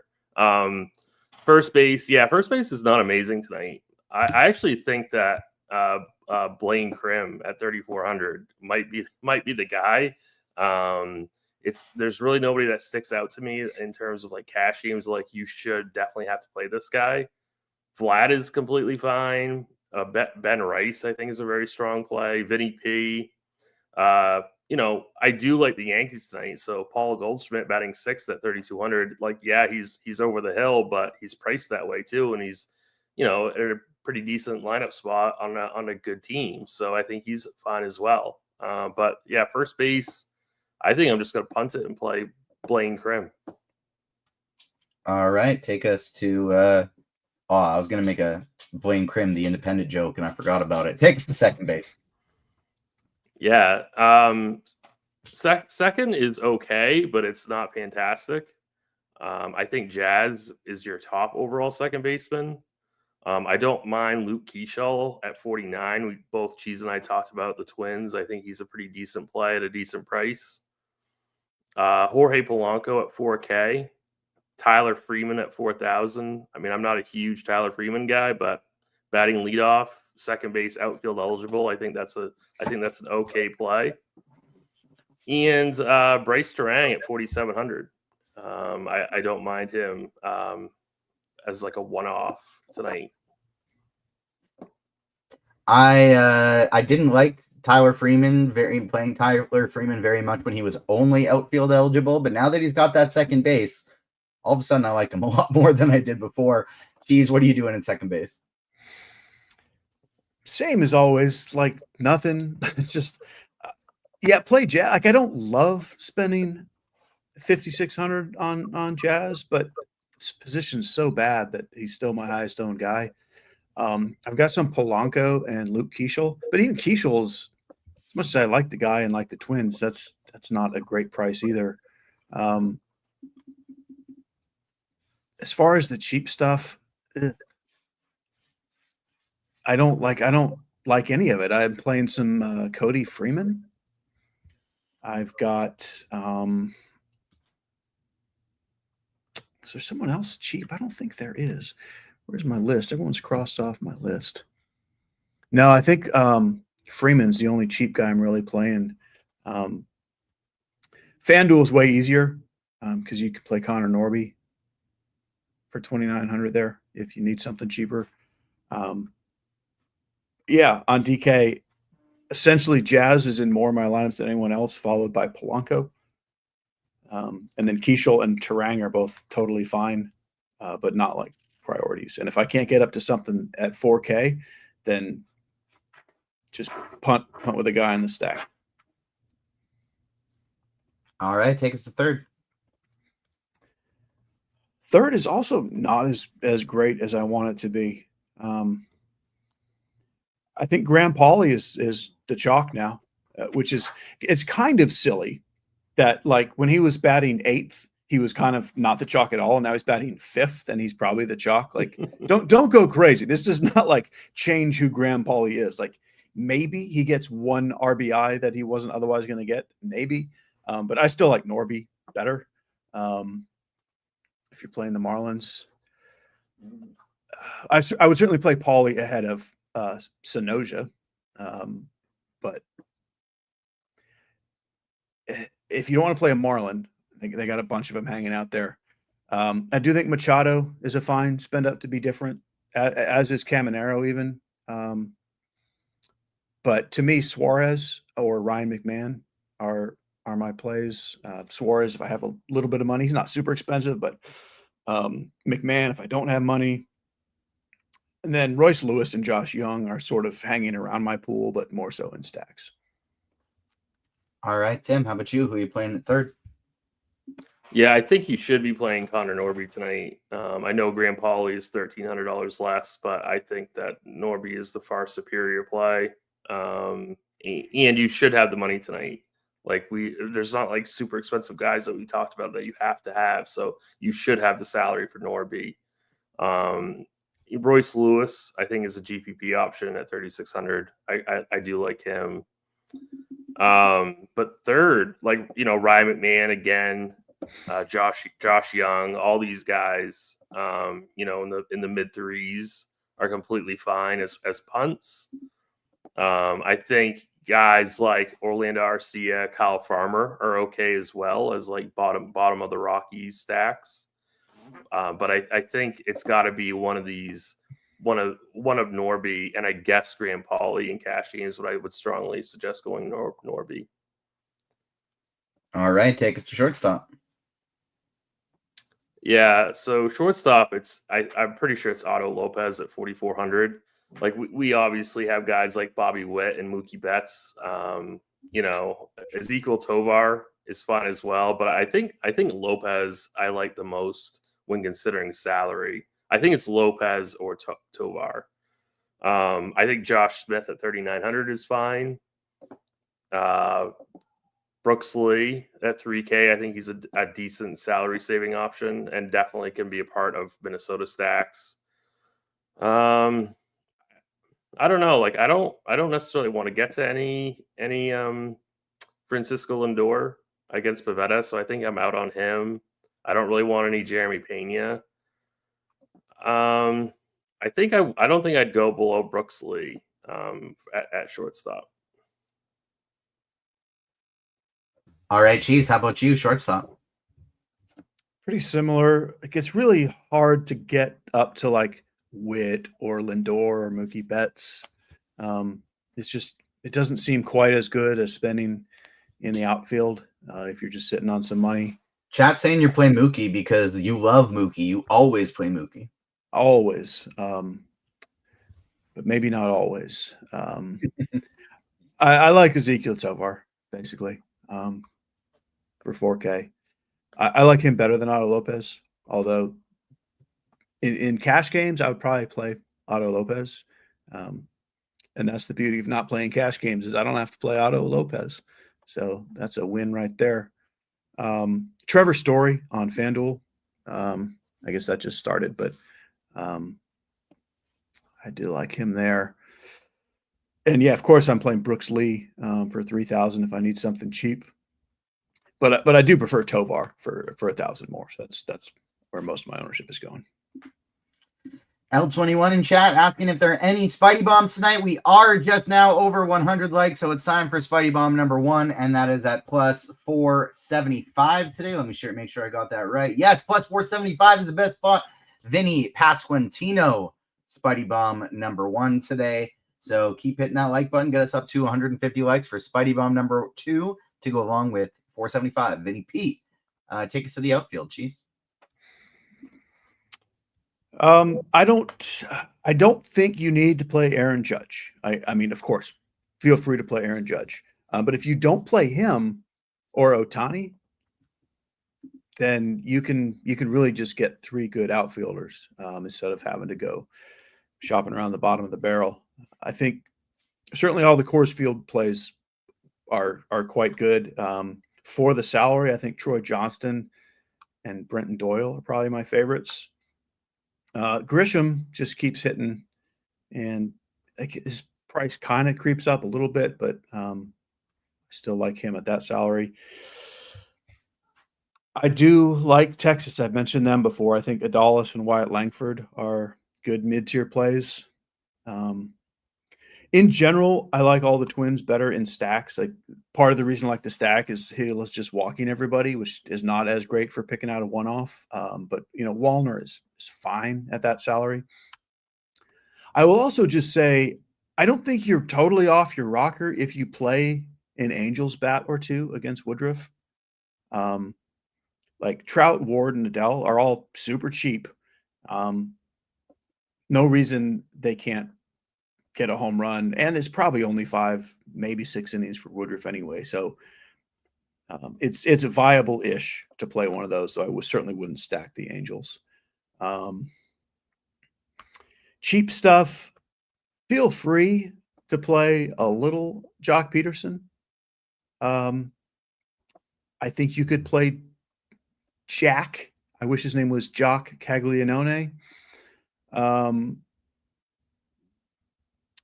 But for the most part, try to get up to at least like Brenton Doyle, I think, at 3,600 or up from there. Tim, how about you? Who are you prioritizing in the outfield? Yeah, and it does look like we have a delay in Tampa. So that's maybe good for Gausman. Yeah, right? I'm not Maybe, sure. I yeah. haven't looked at the radar, but I just get it. It does. To me, look that like typically that would mean it'll be postponed or you're all good to play pitcher. Mm-hmm. Like it's kind of one of those where I feel like in these situations, Roth says, I'm not as high on bats because they might just not start at all. But if they do start, you'll be good with the pitcher kind of thing. And hey, let me ask you this while we're just chit chatting. Something just popped up with a Michael Lorenzen projection. Is there news on Cole Reagans, or they named him as the next guy in? Yeah, they gave him a pretty solidified pitch count, and the coach said they plan on putting Lorenzen in after him. So beautiful. That makes me like my Seattle stacks even more. That guy's terrible. Yeah. So Reagan's could be roughly 60 to 70 pitches for Cole, and then the plan is to put in Lorenzen after that. Beautiful. Yeah. So outfield. Yeah, I don't think that you have to play Judge or Ohtani in cash games tonight. Obviously, I'd be getting exposure to the scores game all over the place in cash games. I really like Byron Buxton in GPPs. I just think that he's obviously the best Twins player. I don't think he's going to be highly owned. Other than Brooksley, I can't let you just say that and just move on.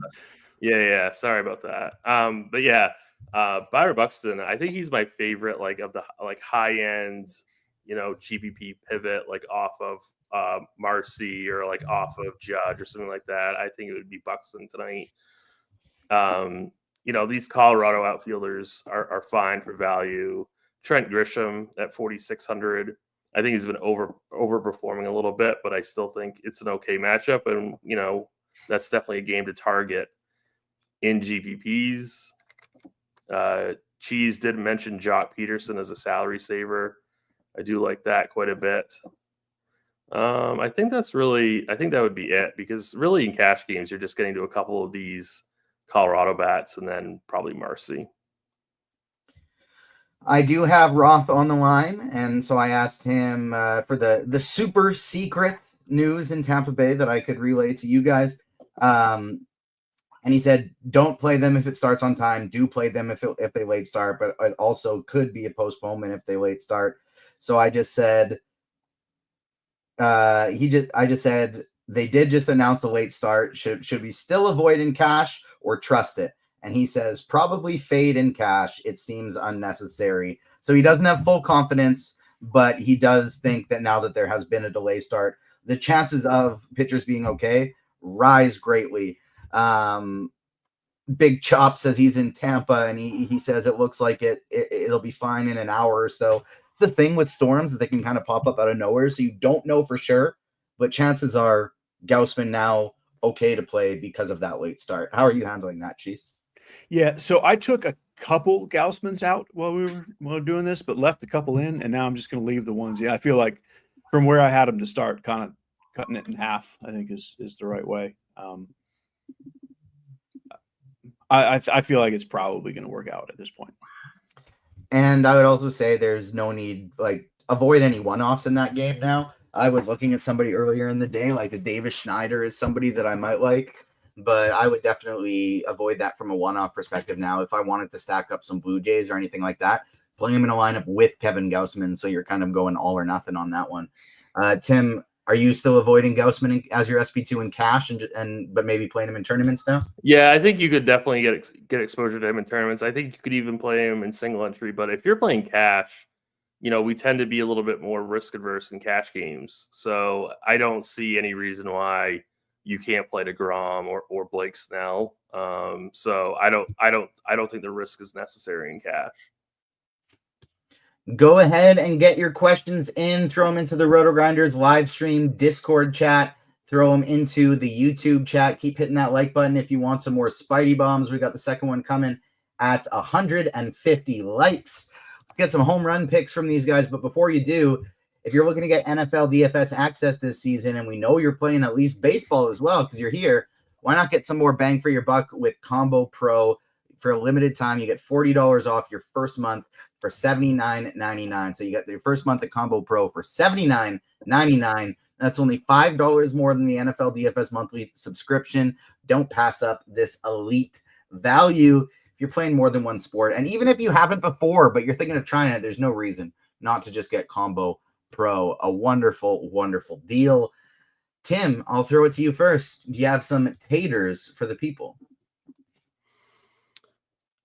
Yeah, I am going to go. Well, I was trying to get in a Cole Reagan's strikeout bet, but they moved it just in time, unfortunately. So maybe you could go to Cheese real quick for some home runs. On that note, Rocket Sauce is asking about taking the under on 5.5 Ks for Cole Reagan's. Is that what you're trying to do? Yeah, that is what I was trying to do, and I think that's a really good bet. I was not able to do it. So, Cheese, how about you? Who's hitting a home run tonight? Well, let's go from the Coors game. I will go with Blaine Krim. Of the our old friend, yeah, of course, Jock Peterson and Eugenio Suarez. We also have the Nikola Jokic in chat. I know you're not a big basketball guy, Cheese, but you know who that is. I know he's good, and he supports his Rockies. Does what he has to do. He wants to know who are the most likely. Who's the most likely Rocky to hit 2 home runs tonight, Cheese? I mean, almost certainly none of them. But Hunter Goodman would be the choice. Tim, all right. Who are the taters for us? I'll go Brenton Doyle. I will go Wyatt Langford, and I'll go Byron Buxton. Okay, I'm going to try and get Roth back on the line because they announced a late start in Tampa, but it's a 15-minute late start. Yeah, this is weird. This is a weird one. So now, because I'm worried there'll be more rain coming. Yeah, I'm going to ask him right now. I'm just firing him another message. Probably going to be upset I'm bothering him on his day off, but alas, we have no choice. Minute delay. Sorry, I'm having trouble typing and talking at the same time, but there we go. Taters, Tim, did you get there? I got thrown off when I saw that. I did, yeah. All right, let's start looking at some QQs here. Going to the RotoGrinders live stream Discord first, then going to the YouTube chat. Not much popping in the Discord today, so we will look at the YouTube and say, Cheese, who is your favorite cash game pitcher on DraftKings? Oh, definitely Woodruff. Questions are quiet today. We got a few people commenting on the weather, but Jeez, are you getting into weathers in your pitching pool? I'm not. I think he's fine-ish. I think Bryce Miller is better, and I do think Weathers is probably still on too much of a pitch count. Like, we're showing 81 pitches. I would say that's more like best case scenario. So I'm not getting there. Tim, where would you rank Jacob Marcy among the top bats on the slate today? He's up there for sure. and he's really easy to play. So he is. I think he's a cash game staple. Who is your favorite pitcher for FanDuel tournaments, Tim? FanDuel tournaments. Man, I mean, you had to consider Flaherty, but he's already started. Snell, then probably Woodruff, then DeGrom. All right, Cheese, I'm going to make you work 4 bats to play for Seattle. So they want basically the entirety of the Mariners stack. You got Cal Raleigh. The chat was loving Dominic Canzone before. Give me your 2 other Seattle bats you'd be looking to stack up. Yeah, well, Canzone's not playing, so don't do him. Don't stack Canzone. So it's actually, now that we know Lorenzen is coming in after, that actually helps the righties still. Like, it helps everybody. But so I would go with Raleigh, then I would go Suarez, Arozarena, and J-Rod. If you have the money, just play those 4. DeGrom and Jock Peterson, or Javier and Byron Buxton, DK Cash, Tim? Definitely DeGrom, Jock. Yeah, Javier. I would do not play Javier in cash. I was gonna say Javier does not sound like a cash game guide to me. Going back to the RotoGrinders live stream Discord, I'm running 2 lineups for DK large tournaments. I know Mr. Cheese likes Bryce Miller, and I agree, but my gut and some nerd stuff is drawing me towards Christian Javier instead. Is this a mistake, Cheese? I mean, I think he's playable in tournaments. I don't have any, and I like the Texas bats against him. But theoretically, the talent exists in there. I mean, this was a super great pitcher not that many years ago. So I wouldn't tell you you're crazy at all. I can just tell you that I'm not playing him. All right. Let's see. FanDuel MME, this is to Cheese as well. Is it crazy to play Seymour for Tampa, assuming the weather holds up, and loading up on guys like Dumper, Judge, and Jazz? Yeah, like in general, I do like Bob Seymour. Tonight, I lean a little more to, I would play like, if you can go up to Blaine Crim or Troy Johnston, do that, or even just do like Rowdy Tellez maybe. But he's playable. Tonight is not the night he's my favorite cheap guy. All right. QQ, Tim, should Derek Ringering have another hot dog? Always, yes. Might have missed this from Rocket Sauce. Cheese, what do you think of, or I guess, Tim, I'll throw that to you too, since that was not fully a baseball question. What do you think of a Yankee stack tonight? In cash, should he have another hot dog? Yeah. All right. Yeah, I would, definitely. What do you think of Yankee stack today, Tim? They're great. I also wouldn't mind getting into a little bit of Bradley as well. But yeah, I mean, the Yankees have to be right up there with Coors in terms of, projection, implied team total. I mean, they're going to be somewhat owned, but Coors will take some of that away. So I don't have a problem with people playing Yankees. Cheese, what do you think about playing some Brewers tonight? Yeah, I think you have to have some Brewers if you have certainly more than 10 lineups. The only reason I don't love them is I don't love any single individual bat. Like, it's got to be a full stack. But they have the same kind of upside as the Coors game in the same kind of way. Like, they can just kind of pile on and then get a bad bullpen.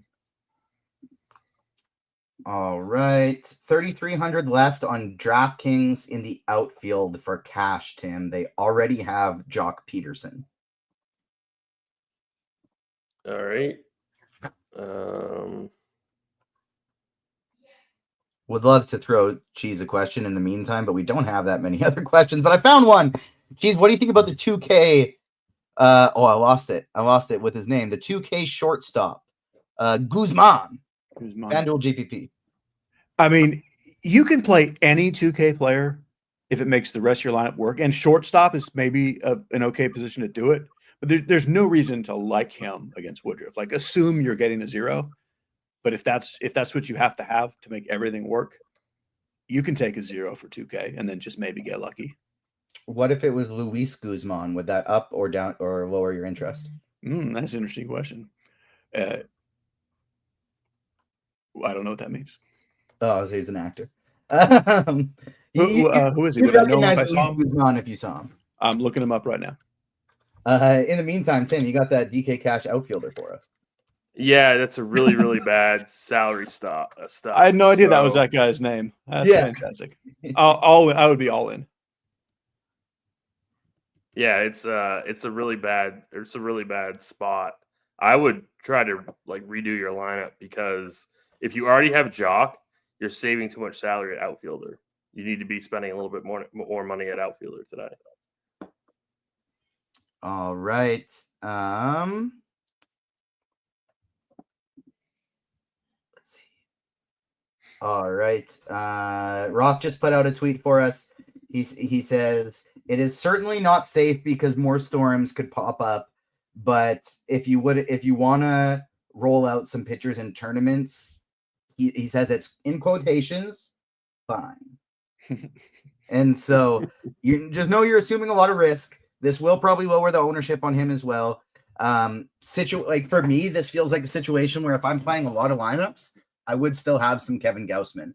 If I was playing 1 to 3, there's enough other good pitchers on this slate. I would just be looking to go elsewhere. I think would be how I'd be handling it in this spot. Terang and Beatty or Polanco and Lewis for a FanDuel GPP. Cheese. That's Polanco Lewis for me. In regards to the question before, I think I believe did we answer it as Bob Seymour? Because I believe they were talking Ian Seymour. Oh, totally different question. The guy facing the Blue Jays. Well, yeah, they play for the same team, but yeah, only one was a pitcher. Yeah. So if it's Ian Seymour and he's 6,600 on FanDuel, that question makes a little more sense then. I would play Bryce Miller out of him. Like, I think Seymour is good. I think he's a good pitcher. But I really don't like to pick on Toronto if I don't have to, and you add in the weather risk. So I just prefer Bryce Miller if you have to go that cheap. But he's viable. He would be the next guy in that price range. TJ, have you ever hunted bear? TJ, you're from Canada. Did you ever go hunting bear? No, I've never gone hunting, period. That's not really my jam. You're kind of always hunting, though. If you're walking around the woods, like self-defense hunting, like yeah. I mean, I've been just walking around at the lake in the through the trees, and I've seen a bear. Yeah, you're not hunting it, but you're ready to take it down. Yeah, like I mean, hands were up just in case. Yeah, but take defense and block. Yeah, it. But yeah, watch the swipe on, wax off. But how under-owned will the Phillies be for FanDuel GPP, Tim? I think they're going to be very, very low owned, and I do like them as part of like a portfolio teams. Soriano or Bryce Miller today, Cheese? I prefer Bryce Miller. DJ, NFL or CFL? NFL, it's not particularly close, but I think CFL is pretty undeniably the second best professional tackle football league in the world. So if your question is like CFL or some UFL or whatever the heck is the other one right now, it's definitely CFL, but nothing's going to come close to the NFL. Will Judge homer tonight, Tim? Flip a coin. Is Judge homering? I hope not. I'm saying no. All right. I think that is it for some questions. Let's give a couple minutes here for some people to get any last minute questions here. We are feeling not safe about pitchers in Tampa, but if you want to roll out some pitchers there in large field tournaments, you're playing a few lineups. Nothing wrong with that. Tim, Mr. Relevant says he's using Norby in his Marlin stacks. Can I use Pauly as a one-off in other lineups? DK large field. I mean, maybe Cheese could chime in about this one, but I don't really like the idea of using Pauly as a one-off. Do you, Cheese? I don't really. I mean, the price is so cheap that I guess it's fine. Like, if you look at the other guys below him, like if you can't spend more than that, I would still one-off him ahead of anyone below him on DraftKings. But Yeah, I would rather play McMahon for just 400 more. I feel like I wouldn't. I feel like I wouldn't like the totality of that lineup. As with Pauly as a one-off. Yeah, Judge or Ohtani tonight, Cheese? Judge. Tellez or France, Tim? Less exciting. Yeah. I guess Tellez. All right. That's it. That's it for questions. Good luck tonight, everybody. We got lock in about 1 minute here, so make sure you get your lineups in. If you're interested in some football, we got the Pick Six show coming up at 8 p.m. Eastern Time, 1 hour from now. We got Dean, Rich Rebar, and John Daigle talking about the top 3 games, as well as going position by position, talking about their favorite players for week 3 of the NFL. I'll be there right behind the scenes hanging out. Big question, Cheese. To follow up Judge versus Ohtani, Rortvet or Heim? Yeah, I mean, 4 of the best hitters in the league. I like Jonah Heim. Hey, it's me. Kevin says one more Spidey Bomb. Unfortunately, Kevin, we didn't hit the like threshold. We needed 150. We are only at 132 likes, so we can't get a second Spidey Bomb, unfortunately. Last question from the Grinch, Tim. Straight up, Hunter Goodman, Jose Ramirez, or Augustine. Augustine Ramirez. Well, maybe they were, flipping around. Man, Hunter's Jose is not on the slate. I think Hunter's the better hitter, whereas Miami's the better stack. But if you're just looking for like the better hitter, it's Hunter Goodman. All right, that'll do it. Thanks so much for tuning in, everyone. We will see you again tomorrow for more early slate for baseball tomorrow. Cheese is excited. He'll be up bright and early writing his article. I got to be up in 30 minutes. So pretty much. He's going to take a quick nap, eat dinner, nap, get to it. Thank you so much for tuning in, everyone. On behalf of myself, Cheese, Tim, Steve, working hard behind the scenes. We will see you next time. Peace.